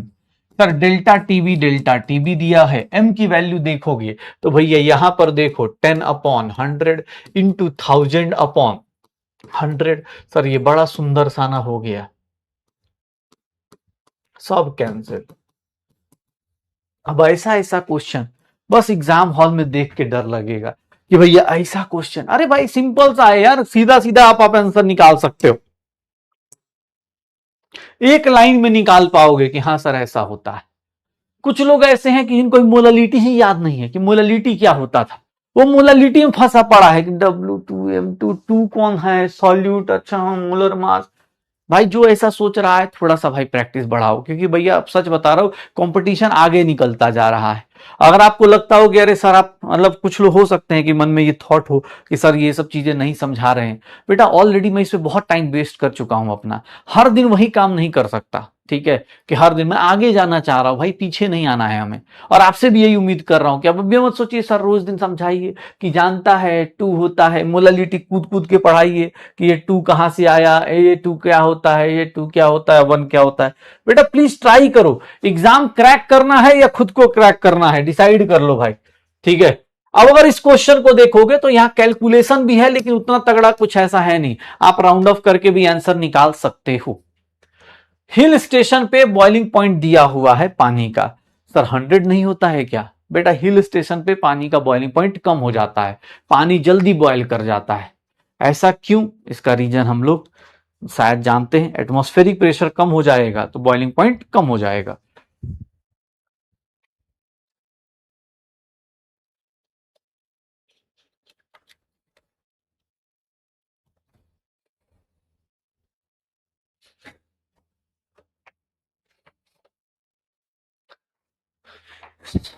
क्या होगा?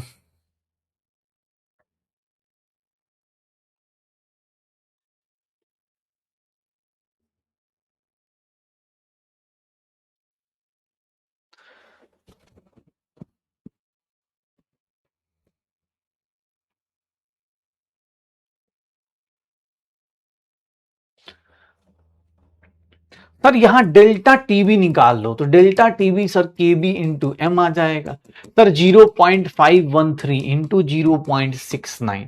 अब देख लो, तुम्हें कैलकुलेशन अगर नहीं करने का मन करे कि नहीं सर मैं तो कैलकुलेशन नहीं करता, राउंड ऑफ करना है तो राउंड ऑफ कर लो भाई, इसको 0.5 ले लो, इसको 0.7 ले लो, सर ये 0.35 हो जाएगा, यही होगा। अब देखोगे तो बॉइलिंग पॉइंट की बात कर रहा है, बॉइलिंग पॉइंट ऑफ सॉल्यूशन की बात कर रहा है, तो बेटा यहां 100 प्लस मत कर देना क्योंकि तुम्हारा इंतजार कर रहा है वो, 100 प्लस मत कर देना कि भैया 100। यहां पर देखोगे तो ये 99.725 प्लस 0.35 लोगे तो ये भैया आएगा अपने पास, कितना आ जाएगा?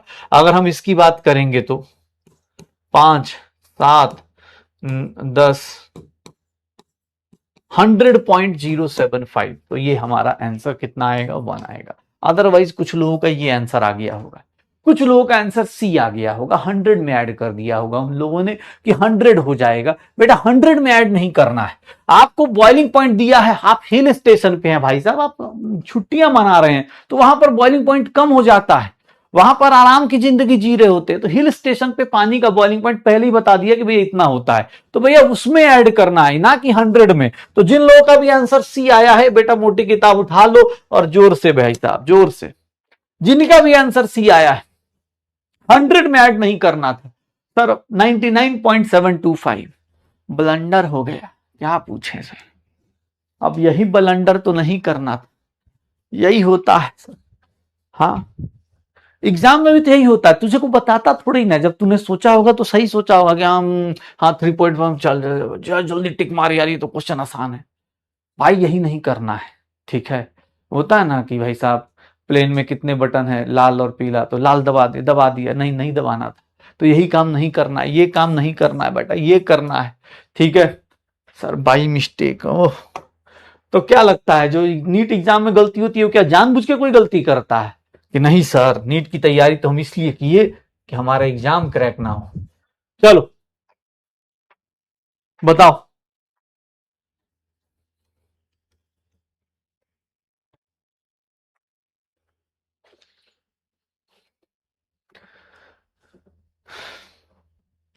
यस यस, घर पे फिर से दोबारा सॉल्व करना पड़ेगा।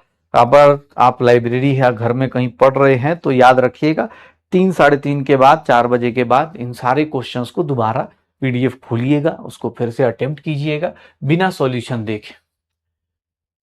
एलिवेशन का फॉर्मूला भाई तो सिंपल सा क्वेश्चन है, लेकिन बस ये है कि ऑप्शन देख के थोड़ा डर का माहौल है। इसका मोलर मास दिस, मतलब इससे सिंपल क्वेश्चन नहीं हो सकता, लेकिन क्योंकि ऑप्शन में ऐसा लिखेगा ना कि भाई साहब ऐसे लगता है भट होता पता नहीं क्या पूछ दिया, होता ना नहीं क्या पूछ दिया सर, पता नहीं क्या पूछ रहा है, ऐसा क्या पूछ दिया। ऑप्शन देख के कुछ लोग डर रहे होते हैं, उनके लिए ये क्वेश्चन था बेटा, इनके लिए ये क्वेश्चन होता है। चलिए, तो एलिवेशन इन बॉइलिंग पॉइंट आपने पढ़ लिया है। अरे कितना है, एक और है, चलो एक और बता दो फिर आते हैं। अब एलिवेशन बहुत हो गया, बहुत हाईली एलिवेशन पे चल रहे हैं, अब थोड़ा सा डिप्रेशन आएगा जल्दी। एलिवेशन इन बॉइलिंग पॉइंट, अरे कोई बात नहीं, पोल बेटा ठीक है, किसी का जल्दी चला जा रहा है, किसी का बाद में, पोल से ज्यादा इंपॉर्टेंट कॉन्सेप्ट है, उसको फोकस कीजिए। एलिवेशन ऑफ बॉइलिंग पॉइंट दिया हुआ है, अमाउंट ऑफ सॉल्यूट पूछ रहा है, कितना ऐड करेंगे 100 ग्राम पानी में, के भी दिया हुआ है। सर अमाउंट ऑफ सॉल्यूट कैसे निकालेंगे, सर एलिवेशन दिया हुआ है, केबी भी दिया हुआ है, यही नहीं पता है, मोलर मास भी दिया हुआ है। सर ये देख लीजिएगा सर, अब कैसे काढ़े, इतना जल्दी थोड़े ही ना सोच पाते हैं सर।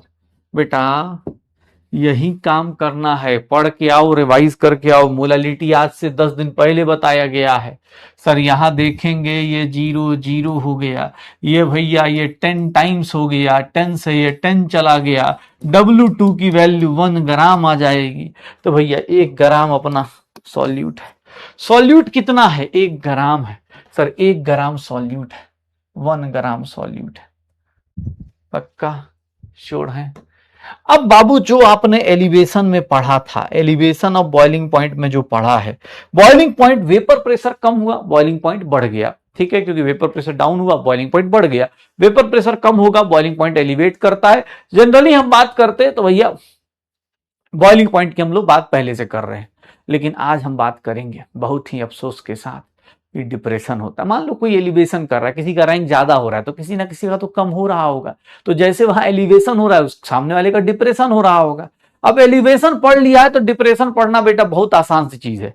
एलिवेशन के आप अपोजिट चलना शुरू कर दो। डिप्रेशन इन फ्रीजिंग पॉइंट की बात करेंगे तो होता क्या है, लेकिन बस हाँ यहां पर क्या डिफरेंट है, यहां पर क्या डिफरेंट है, ध्यान सुनिएगा, यहां पर क्या डिफरेंट होता है, तो यहां पर डिफरेंट होता है ग्राफ का, थोड़ा सा ग्राफ डिफरेंट होता है। कैसे डिफरेंट होता है सर, बॉइलिंग पॉइंट के लिए आपको किससे टकराना था,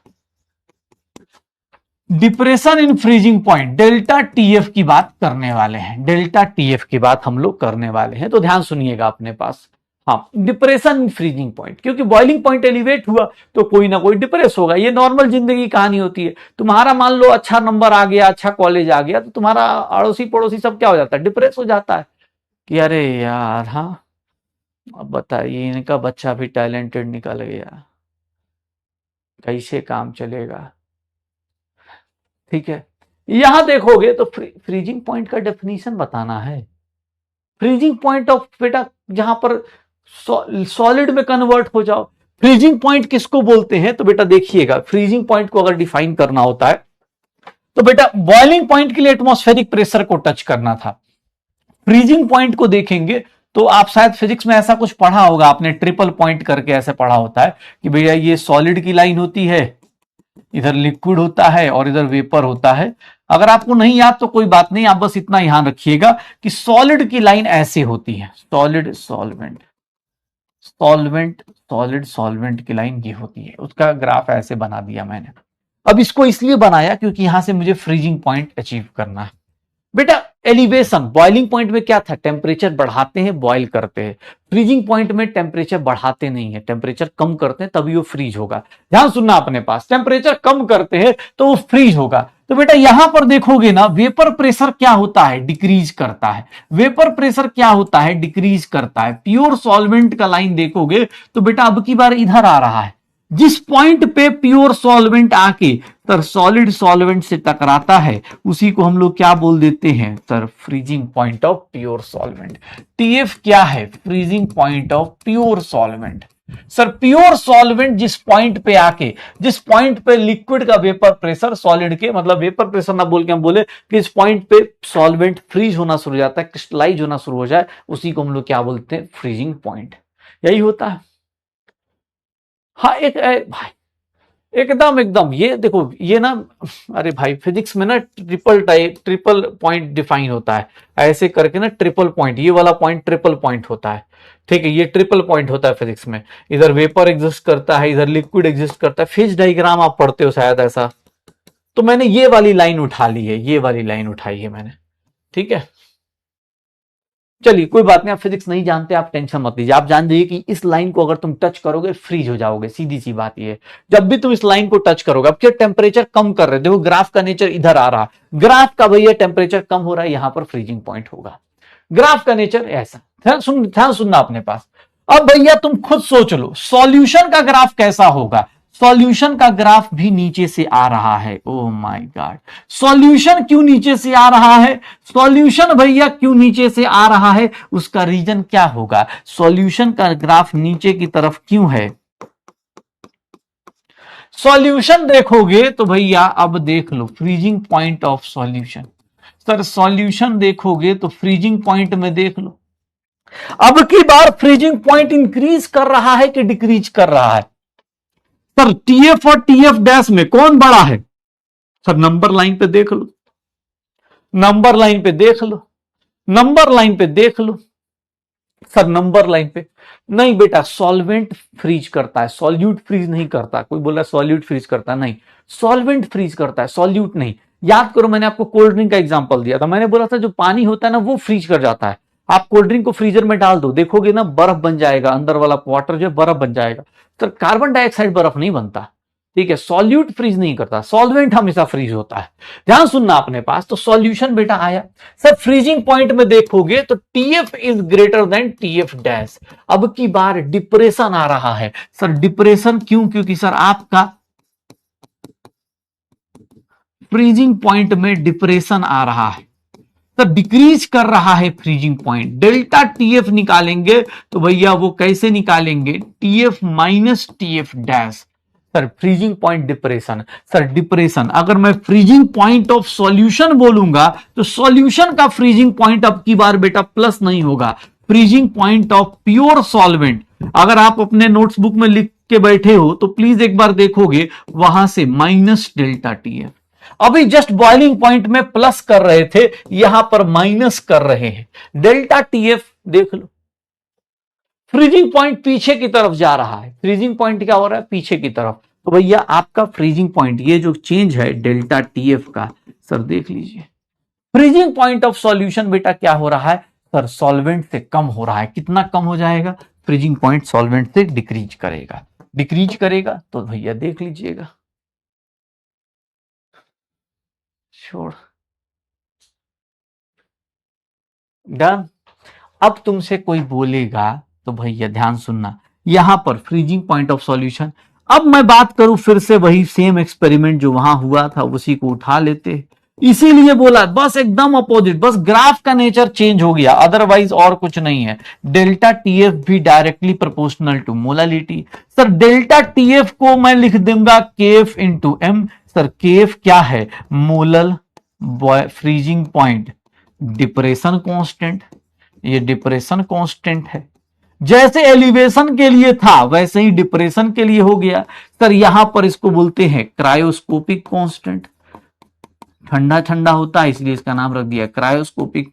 सर डेल्टा टीएफ का सिमिलर टाइप का फॉर्मूला शायद आपको दिख रहा हो, तो भैया अगर एलिवेशन पढ़ चुके हो तो डिप्रेशन बहुत नॉर्मल सी चीज है, एलिवेशन पढ़ चुके हो तो डिप्रेशन बहुत नॉर्मल सी चीज है, कर पाओगे, are you guys sure. Depression in freezing point निकाल लीजिएगा guys, delta TF KF into W2, अरे साइड हो गया भाई, हाँ, फ्रीजिंग पॉइंट का ग्राफ बेटा पीछे की तरफ आएगा, क्योंकि टेम्परेचर कम करते, फ्रीज करने का मतलब तो जानते हो ना कि कम टेम्परेचर फ्रीज होता है, तो उल्टा आ रहा है। पहले वाले ग्राफ में टेम्परेचर बढ़ा रहे थे, बॉइलिंग कर रहे थे, अब इसमें फ्रीज कर रहे, टेम्परेचर कम होगा तो टेम्परेचर देख लो TF डैश हो गया। तो freezing point of solution pure solvent से माइनस करना पड़ता है एक्सपेरिमेंटली। ऑब्वियस एक्सपेरिमेंट कर रहे हैं तो वहां पर हमें यही सेम एक्सपेरिमेंट जो बॉइलिंग पॉइंट में किया था, सेम तरह का रिजल्ट आया, लेकिन अब की बार बस एक ही डिफरेंस है। वो डिफरेंस क्या है, ध्यान सुनना अपने पास। हाँ, ध्यान सुनना अपने को क्या बोले, हाँ ध्यान सुनना। यहां पर देखेगा तो भैया फिर से देख लो, न्यूमेरिकल करने के लिए बेटा एक ही फॉर्मूला, और आज जो दो फॉर्मूले बताए गए ये दोनों जुड़वा भाई हैं। सर देखिएगा, ये जुड़वा भाई को देख रहे हैं सर, यहां पर अब मैं कुछ ऐसा लिख दूं, देखिएगा क्या मैं इतनी बड़ी बात लिख सकता हूं, delta TB by delta TF.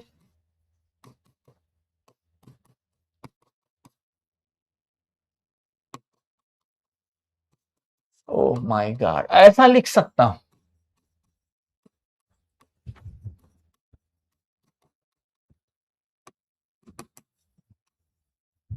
क्या ऐसी ऐसी बातें लिख सकता हूं बेटा? इतना बड़ा बात समझ में आ रहा है कि ऐसा कैसे लिख दिए, ऐसा कैसे लिख दिए भाई साहब, ये कैसे लिख दिए बेटा, ये देख लो। अगर मैं केएफ की बात करूंगा तो सर, केएफ की बात करें तो KF is also defined as, also KF is defined as delta TF of 1 molar solution. Sir देख लीजिए, डेल्टा केएफ की डिफिनीशन देख लो।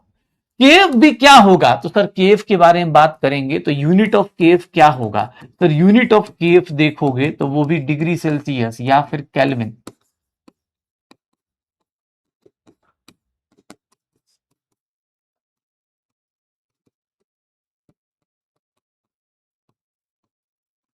देख लो, सेम सेम एकदम, कुछ भी नया नहीं है भाई, सिमिलर चलेगा, कोई दिक्कत नहीं।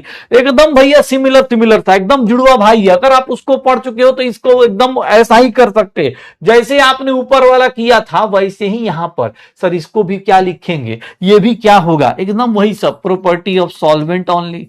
सर ये क्या कहलाएगा, प्रॉपर्टी ऑफ सॉल्वेंट ओनली, सिर्फ और सिर्फ सॉल्वेंट पे डिपेंड करेगा, independent of solution, independent of solute, independent of solute. यहां देखोगे सर, एक्सपेरिमेंटली अगर आप केएफ की वैल्यू निकालोगे तो एक्सपेरिमेंटली केएफ की वैल्यू भी सिमिलर टाइप का आएगा। KF is equals to R TF square M upon 1000 times delta H. यहां पर क्या आ जाएगा सर, यहां पर फ्यूजन आ जाता है सर, आर वही है।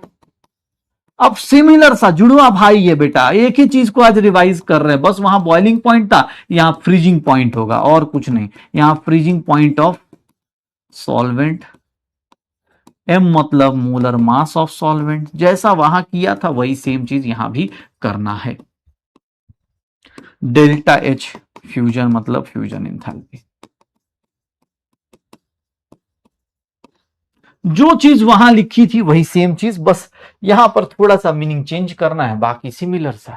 केएफ की वैल्यू जैसा आपने वहां लिखा है अपने नोटबुक में देख लीजिए, जो चीज आपने वहां लिखी है वही सेम चीज यहां लिखनी है, बस यहां पर डिफरेंस क्या आएगा वो डिफरेंस मैं आपको बताऊंगा, बस wait and watch.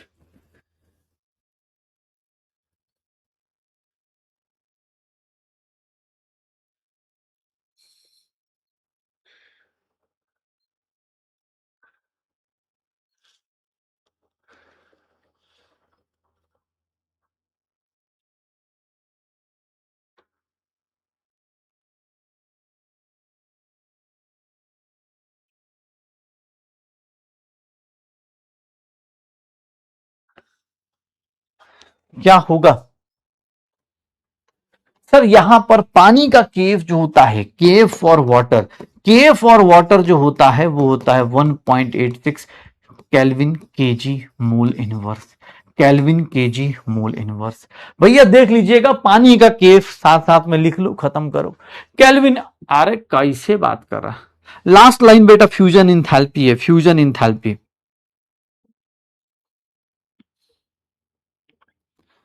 Fusion enthalpy है बेटा।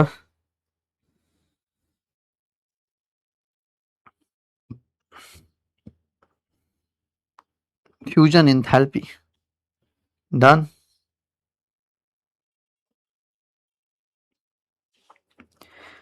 अब यहां पर भी सेम चीज, यहां पर भी सेम चीज लिख सकते हो बेटा। अब ये एक बात बताओ, ये देखो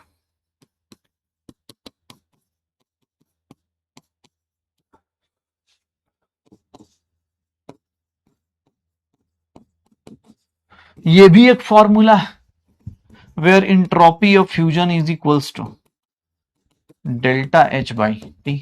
इसको भी आप ऐसे लिख सकते हो, K F is equals to R T F square 1000 times L fusion. जो वहां पे किया था वही सेम चीज, तो सिमिलर टाइप का के एफ के भी सब कुछ डिफाइन करेंगे। हो गया, बस यही एक दो चीजें, मतलब ये दोनों फॉर्मूले एक दूसरे के अपोजिट आती हैं और काम की आती हैं बेटा, एक दूसरे के अपोजिट आती हैं, और मतलब यहां पर डिप्रेशन है और कुछ नहीं।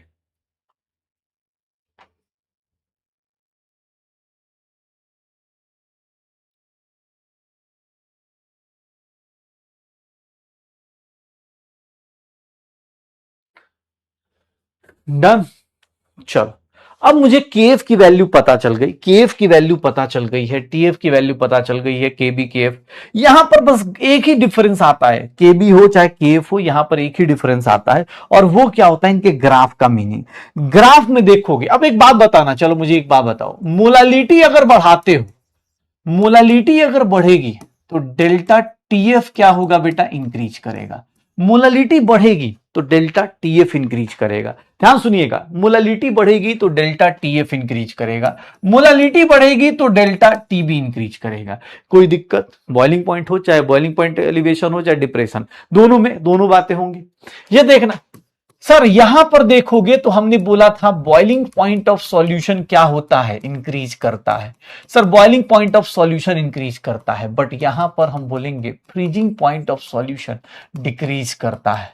तो बेटा याद रखिएगा, अगर आप देखें ध्यान से तो इन चारों का आउट ऑफ 5 सबका ऑर्डर सेम है। फ्रीजिंग पॉइंट क्या होता है सर, जिसका कॉन्सेंट्रेशन ज्यादा है उसका फ्रीजिंग पॉइंट कम हो जाता है, जिसका कॉन्सेंट्रेशन ज्यादा है उसका फ्रीजिंग पॉइंट क्या हो जाता है, कम हो जाता है। क्या रह गया भाई, जल्दी।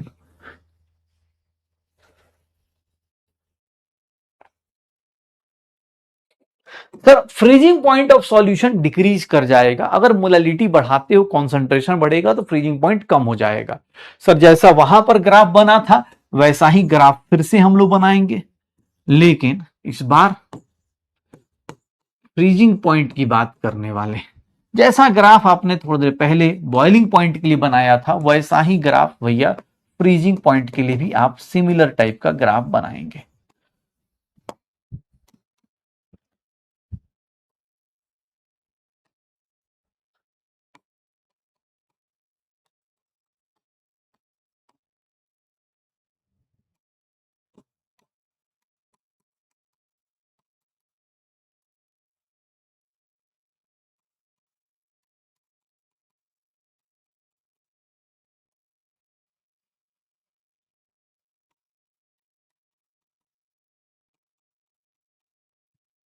देख लो, अब यहां पर बताओगे सर अगर ये 1 2 3 है तो सर यहां पर फ्रीजिंग पॉइंट ऑफ सॉल्यूशन का ऑर्डर, डेल्टा टीएफ का ऑर्डर और मोलालिटी का ऑर्डर। याद रखिएगा भाई साहब, फ्रीजिंग पॉइंट ऑफ सॉल्यूशन किसका ज्यादा होगा, सबसे ज्यादा फ्रीजिंग पॉइंट किसका होगा। फ्रीजिंग पॉइंट देखोगे तो बेटा देख लो, फ्रीजिंग पॉइंट में अगर टेम्परेचर वाइज कंपेयर करोगे तो सबसे ज्यादा टेम्परेचर किसका होगा। सर ये देख लीजिएगा 1 वाले का, यहाँ 2 है, यहाँ 3। नंबर लाइन में देखोगे तो बेटा सबसे ज्यादा किसका होगा, 1 का होगा। फ्रीजिंग पॉइंट भैया सबसे ज्यादा 1 का, फिर 2 का, फिर भैया 3 का। लेकिन डेल्टा टीएफ की बात करेंगे, सबसे ज्यादा डिप्रेशन में कौन जा रहा है, सबसे ज्यादा डिप्रेशन में कौन जा रहा है, 3। तो सबसे ज्यादा डिप्रेशन देखो, इसका डेल्टा टीएफ, इसका डेल्टा टीएफ और इसका डेल्टा टीएफ, सबसे ज्यादा डिप्रेशन में कौन जा रहा है, 3rd वन। फिर सेकंड, फिर फर्स्ट। तो बेटा यहां पर थोड़ा अपोजिट होगा, 1 2 3 और उसके बाद 3 2 1 3 2 1, ऐसे देख लीजिएगा। डन। बस अभी इन सब में यही है, बॉइलिंग पॉइंट एलिवेशन पढ़ो और चाहे फ्रीजिंग पॉइंट डिप्रेशन पढ़ो, बात वही होती है सर, उसके अलावा कुछ और करना नहीं है, सेम सेम चीजें होती हैं, कुछ अलग डिफिकल्ट होता नहीं इनके केस में। हाँ फ्रीजिंग पॉइंट है बेटा, देख लेना फ्रीजिंग पॉइंट नंबर लाइन में देखोगे तो बेटा ये 1 का आएगा, ये 2 का आएगा, ये 3 का आएगा। तो 1 2 3 में सबसे बड़ा नंबर कौन सा है? 1।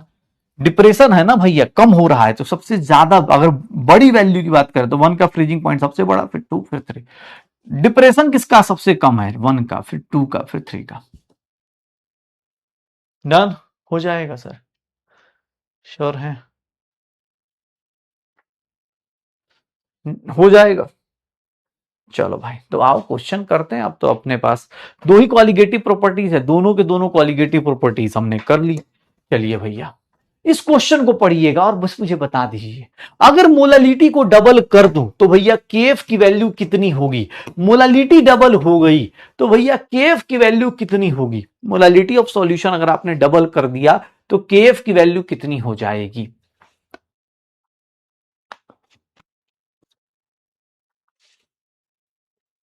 जल्दी बेटा, कुछ छूट जाता है लिखने में तो स्पेस छोड़ दिया करो, बाद में लिख लिया करो, उसको लेके भैया पीछे आगे कितना करूंगा मैं। ठीक है,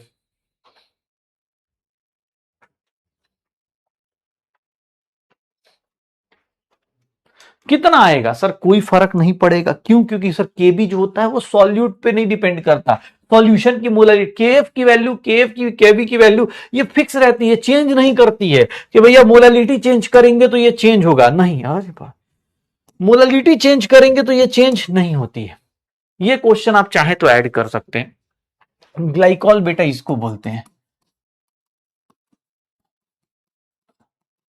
ये क्वेश्चन आप नोट्स में लिख सकते हैं, आप नोट्स में लिख लीजिए, फिर इसको अटेम्प्ट कर लीजिए कितना आएगा। ग्लाइकॉल का कितना अमाउंट डालना पड़ेगा सो दैट कि पानी का जो फ्रीजिंग पॉइंट है वो जीरो ना होके कितना हो जाए? -6 हो जाए। जीरो ना होके क्या हो जाए? -6 हो जाए। क्वेश्चन पढ़िएगा, ग्लाइकॉल डालते हैं पानी के अंदर तो फ्रीजिंग पॉइंट क्या हो जाता है? कम हो जाता है। सर पानी का फ्रीजिंग पॉइंट नॉर्मली 0 होता है, डेल्टा टीएफ कितना होगा? या मतलब सीधा सा बात है, 6 का। डेल्टा टीएफ कितने का चेंज आ रहा है? 6 का। Sir delta TF 6 is equals to KF into, sir W2 की वैल्यू नहीं पता, मोलर मास कैलकुलेट करेंगे आप इसका तो ये होता है C2H4O2, सर C2H6O2। कितना होगा?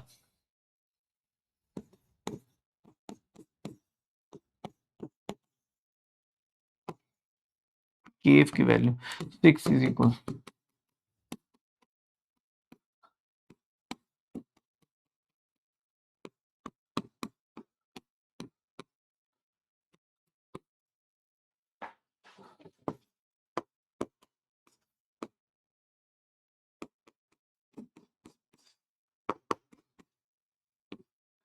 कितना आ जाएगा?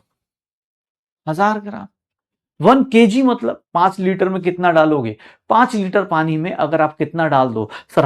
1 kg क्या डाल दो? Ethylene glycol. तो भैया पानी का फ्रीजिंग पॉइंट 0 से कहां चला जाएगा? -6। फ्रीजिंग पॉइंट पानी का डिक्रीज कर जाएगा। डेल्टा टीएफ की वैल्यू बेटा 6 आएगी। चेंज कितने का आ रहा है? 6 का। कैलकुलेट करके निकाल दो। अब ऐसी ऐसी छोटी छोटी कैलकुलेशंस आती हैं और कुछ नहीं। यहां पर देखोगे सर डेल्टा टीएफ -6 क्यों नहीं लिया? बेटा चेंज निकाल रहे हो, चेंज जानते हो, अभी आप एरर कर रहे होगे तो एरर के अंदर बताया गया होगा, चेंज बेटा पॉजिटिव ही आएगा ना। आप उसका मॉड लेते हो, चेंज की मैग्नीट्यूड ले रहे हो, यहां पर मैग्नीट्यूड लेंगे बेटा, यहां मैग्नीट्यूड लेते हैं कि कितना चेंज हो रहा है। सर 0 से आप 0 -6 कर दो, देख लो +6 ही आएगा। तो बेटा चेंज देख रहे हो, 0 से -6 जा रहा है, 6 का चेंज है। ये क्वेश्चन करना, ये क्वेश्चन करोगे बेटा, एक एक लाइन का क्वेश्चन है। कोई सॉल्यूशन है जिसका फ्रीजिंग पॉइंट दिया हुआ है, जो कोई सॉल्यूशन है जिसका फ्रीजिंग पॉइंट, अरे भाई कोई सॉल्यूशन है जिसका फ्रीजिंग पॉइंट दिया हुआ है, ठीक है। ये देख कोई सॉल्यूशन इसका फ्रीजिंग पॉइंट दिया हुआ है, बॉइलिंग पॉइंट बताएगा, कैसे निकालेंगे भैया? क्वेश्चन लिख लो, ये अच्छे क्वेश्चंस हैं। फ्रीजिंग पॉइंट दिया है, बॉइलिंग पॉइंट निकालना है। फ्रीजिंग पॉइंट दिया है, बॉइलिंग पॉइंट निकालना है, कैसे निकलेगा?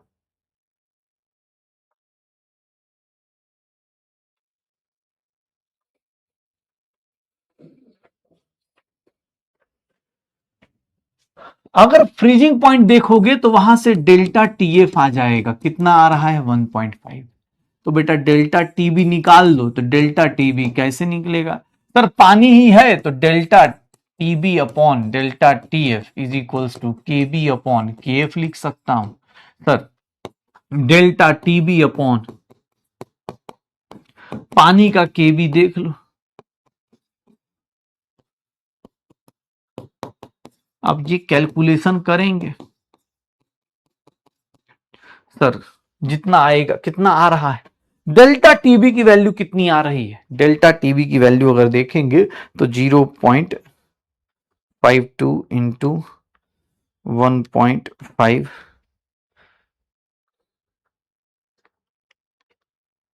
डिवाइडेड बाई 1.86, 0.22 आ रहा है। 0.22 इतना ही आ रहा है ना? कितना आ रहा है? अरे मैंने गलत कर दिया क्या? हमें क्या बात करनी? 0.52 इंटू 1.5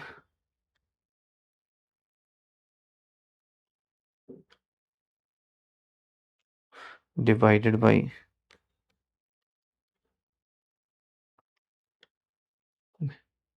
मेरे में अलग क्यों आ रहा है? कैलकुलेटर उड़ गया है क्या?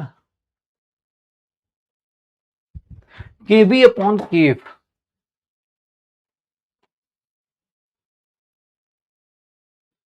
1.5 का आधा करेंगे, 0 पॉइंट सही बोला, 0.42 आ रहा है। मैं शायद गलती कर रहा हूँ भाई, उसका बैटरी चेंज करवाना है यार, एक बहुत पुराना है वो सांस ले नहीं पा रहा सही से। 0.42 आ रहा है। हाँ, मैं गड़बड़ कर रहा हूँ थोड़ा सा कैलकुलेटर, हाँ वो चल नहीं रहा, या तो फिर वो कर चुका है, वो डिप्रेशन में जा चुका है। पुराना कैलकुलेटर है बहुत, तो उसकी बैटरी वेटरी बदलनी पड़ेगी यार, जरा हैंग कर गया है। 0 पॉइंट बताओ, गुस्से में 0.22 दिखा रहा है मुझे आंसर।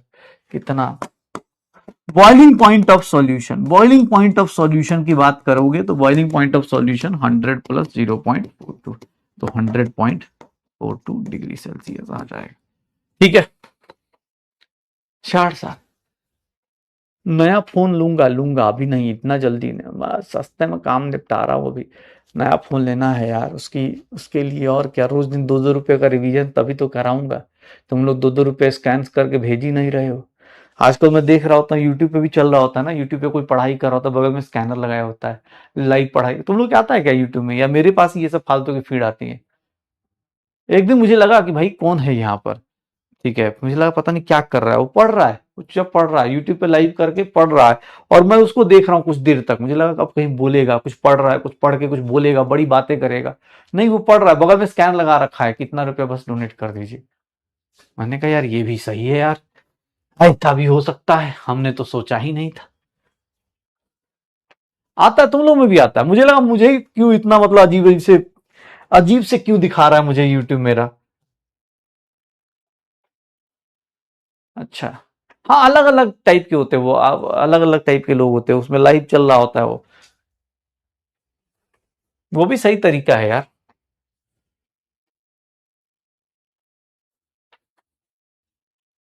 हाँ, रूम रेंट दे दीजिए 50 रुपए, वैसे कुछ कुछ तो लिखा होता था, मैं ऐसा सोचता था मैं। अच्छा, तुम लोग को भी आता है, बढ़िया।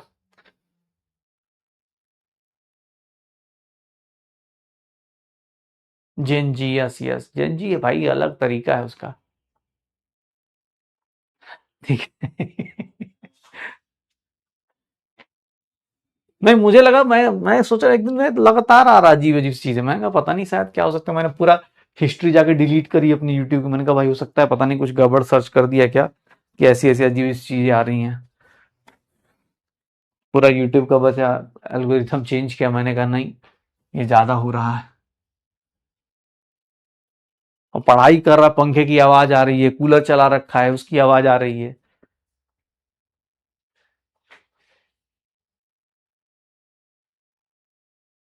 आप जेन जी नहीं, मैं भाई जेन अल्फा, अब मैं जेन बीटा हो चुका हूं।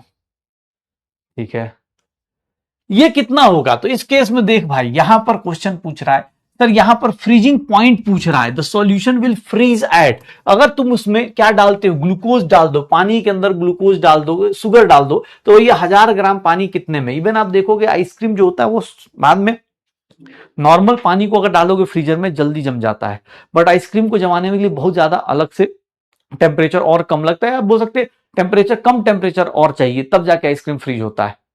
क्यों? क्योंकि भैया आइसक्रीम के अंदर आप अलग अलग चीजें ऐड करते हो। ध्यान देखिएगा, डेल्टा टीएफ ऐड करेंगे तो डेल्टा टीएफ क्या होगा, के F into W2/M2 into 1000/W1। Sir के एफ की वैल्यू कितनी है 1.86, ये कितना है 342/342 इंटू 1000 अबे क्या है यार, ये तो सब कैंसिल आउट हो गया 1.86। अब जल्दी जल्दी में देख लेना, ये आंसर नहीं होगा, डेल्टा टीएफ ये नहीं होगा। Sir freezing point of solution बोल रहा है, तो फ्रीजिंग पॉइंट ऑफ सॉल्यूशन देखोगे तो वो क्या होगा 0 माइनस 1.86। सर फ्रीजिंग पॉइंट आप डिग्री सेल्सियस में निकालना है तो पानी का 0 होता है, और 0 से कितना कम हो जाएगा -1.86, यहां पर जाके पानी फ्रीज होगा। तो भैया शुगर का सॉल्यूशन बनाएंगे तो पानी में आराम आराम से फ्रीज होगा, पानी में आराम आराम से फ्रीज होगा, शुगर का सॉल्यूशन देखेंगे तो आराम आराम से फ्रीज होगा। चलिए, प्योर बेंजीन, बेंजीन भैया प्योर बेंजीन दिख रहा है, प्योर बेंजीन फ्रीज होता है नॉर्मली इतने पे, इस टेम्परेचर पे फ्रीज हो जाता है, पानी से पहले फ्रीज हो जाता है। लेकिन अगर उसके अंदर ये डाल दिया, ये सॉल्यूशन बना दिया टेट्राक्लोरोइथेन का, तो वही फ्रीज होता है इस टेम्परेचर पे। मुझे केएफ ऑफ बेंजीन बताना है, मुझे केएफ ऑफ बेंजीन बताना है सर, मुझे केएफ ऑफ बेंजीन बताना है, क्या निकलेगा?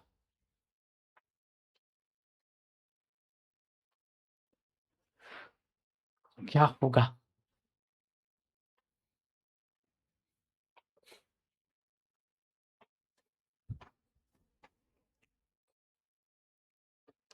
केएफ ऑफ बेंजीन बताना है, आंसर बताएगा क्या होगा, क्या होगा?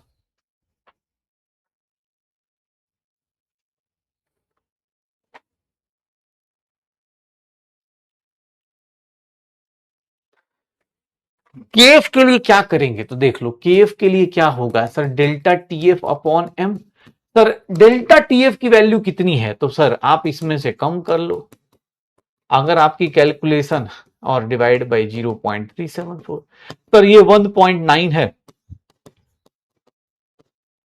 1.9 को डिवाइड करोगे तो ये तो नहीं होगा। सर आंसर क्या आ जाएगा 5.08 आ जाएगा, आंसर कितना आ जाएगा 5.08, 508 तो नहीं आएगा, तो क्या आएगा आंसर ए। अब आपको सर फ्रीजिंग पॉइंट डिप्रेशन बताया जरूरी नहीं है कि बताया जाएगा, वो आपको खुद ही सोचना पड़ेगा, खुद ही सोचना पड़ेगा कि भैया फ्रीजिंग पॉइंट डिप्रेशन जो है कैसे निकल रहा है, किस तरह से निकल रहा है। ठीक है, आपको शुरुआत का फ्रीजिंग पॉइंट दिया है, बाद का फ्रीजिंग पॉइंट दिया है, इन दोनों के बीच का चेंज निकाल लो, वही फ्रीजिंग पॉइंट डिप्रेशन है, आंसर निकाल ले।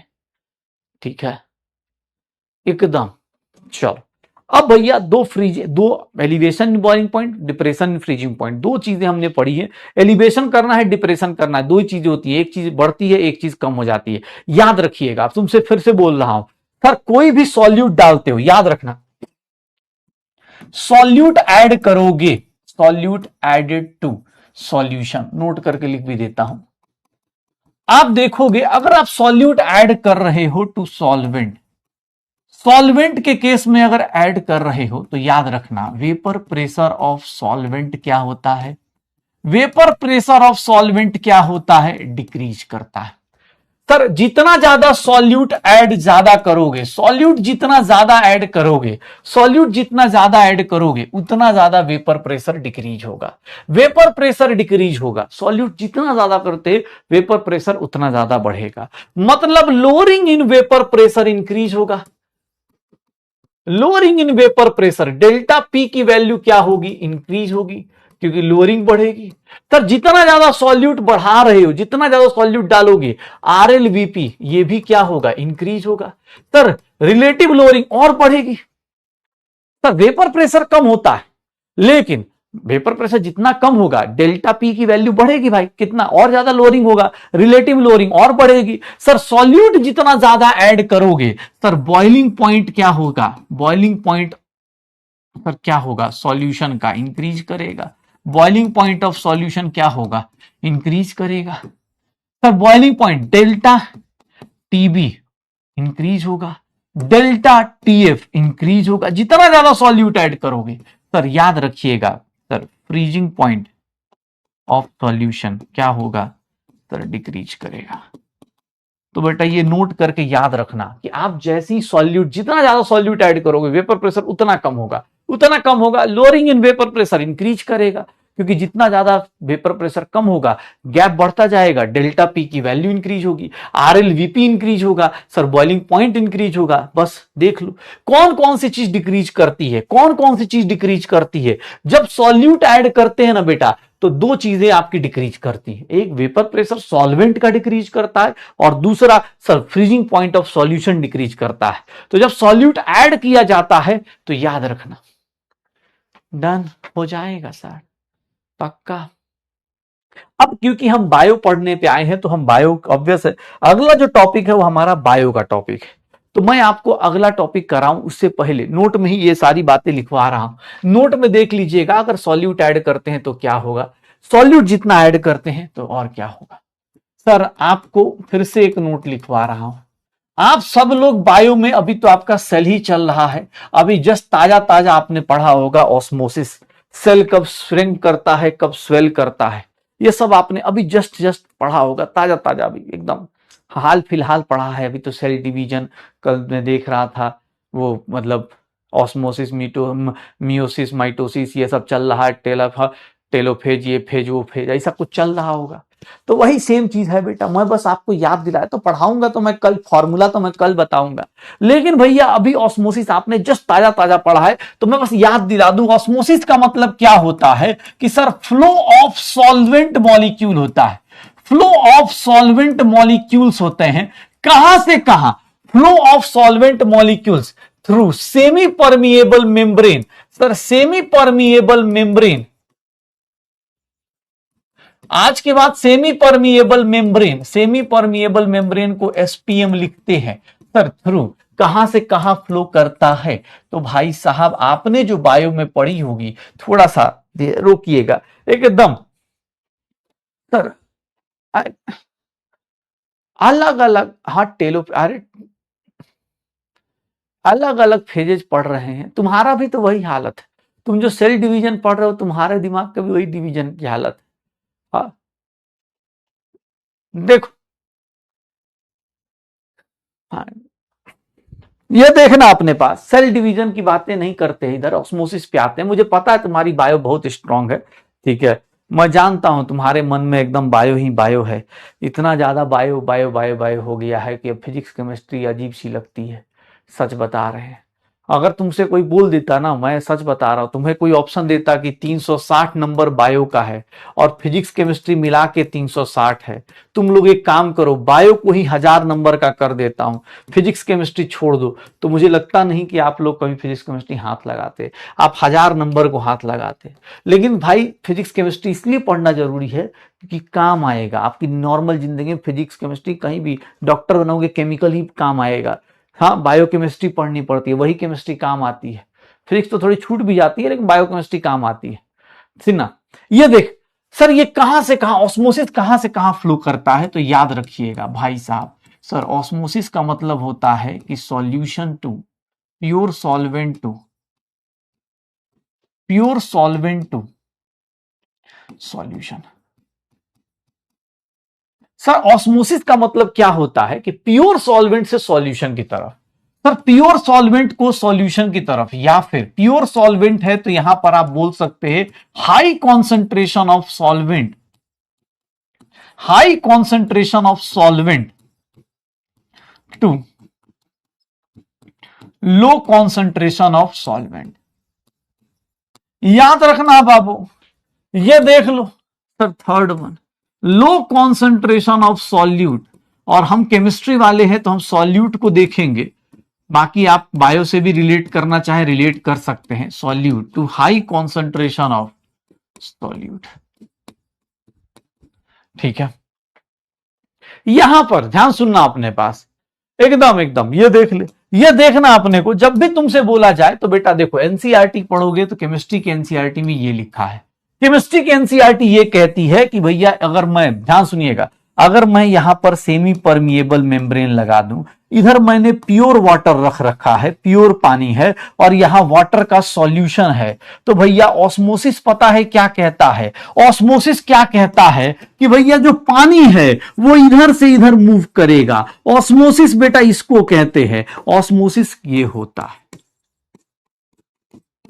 अब आप शायद बायो में ये वाला फॉर्मूला ये जानते हैं, आप वैसे समझ जाइए। हम केमिस्ट्री वाले हैं तो हम इसको यूज करेंगे, लो टू हाई जाएंगे, लो टू हाई जाएंगे। शायद आप सब लोगों ने सुना होगा, आप सब लोगों ने सेल की एक क्वेश्चन भी किया होगा कि जो सेल है, मान लो ये सेल है, सेल को हमने क्या डाल दिया, सेल में मान लो 0.9% W/W NaCl है, और मैंने यहां डाल दिया 1.5 W/W NaCl सॉल्यूशन। बताओगे ये सेल श्रिंक करेगा कि स्वेल करेगा? सेल के अंदर 0.9% W/W NaCl है, बताओगे ये सेल श्रिंक करेगा कि भैया एक्सोऑस्मोसिस एंडोऑस्मोसिस? यही होता था ना, एक्सोऑस्मोसिस एंडोऑस्मोसिस क्या होता था, क्या बनता था, याद कर। सेल श्रिंक करेगा कि स्वेल करेगा? भाई बायो की पूछ रहा हूं, बायो की बातें कर रहा हूं मैं, तो भाई पूछ ही नहीं रहा। सेल यहां पर क्या होगा, यहां 0.9% W/W NaCl है, बाहर 1.5% W/W NaCl है। इस केस में बेटा क्या बोलेंगे आप, अगर ध्यान से देखेंगे तो आपको बायो के हिसाब से क्या होगा, सेल श्रिंक करेगा कि स्वेल करेगा? हे भगवान,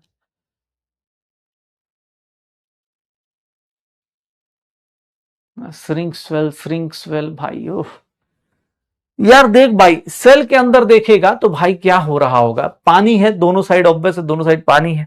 सर हम लोग क्या बोलते हैं, सेल क्या करेगा, लो कॉन्सेंट्रेशन। आप हाई टू लो देखते हो तो सॉल्यूट को देखो, यहां सॉल्यूट हाई टू लो देखना है तो सॉल्वेंट देखो, यहां सॉल्वेंट ज्यादा है, यहां सॉल्वेंट कम है, तो बेटा यहां से यहां फ्लो होगा, यहां से यहां फ्लो होगा।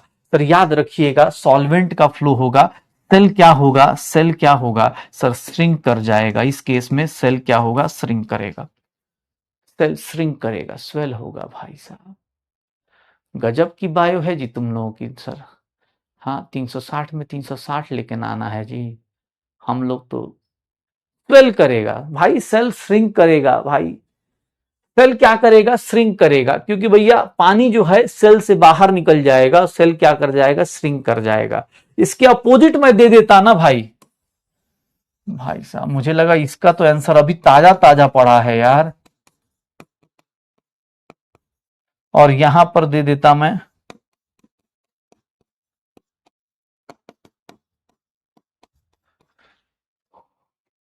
भैया, मतलब अभी जस्ट पढ़ा है, अभी जस्ट पढ़ा है यार बायो का, अभी अभी बायो तो एकदम मतलब टॉप लेवल है ना जी, ये तो बायो टॉप लेवल थी तुम्हारी ना। इस केस में बोल सकते हो कि आप किसी एक को पकड़ लो बेटा, यहां लो कॉन्सेंट्रेशन से हाई कॉन्सेंट्रेशन, यहां पर अंदर की तरफ जाएगा पानी, अंदर की तरफ जाएगा, यहां सेल स्वेल करता है। ओह माय गॉड, ठीक है, मैं बस इतना ही बताऊंगा आपको, अब इसके अलावा जो बातें होंगी अब कल मैं बात करूंगा।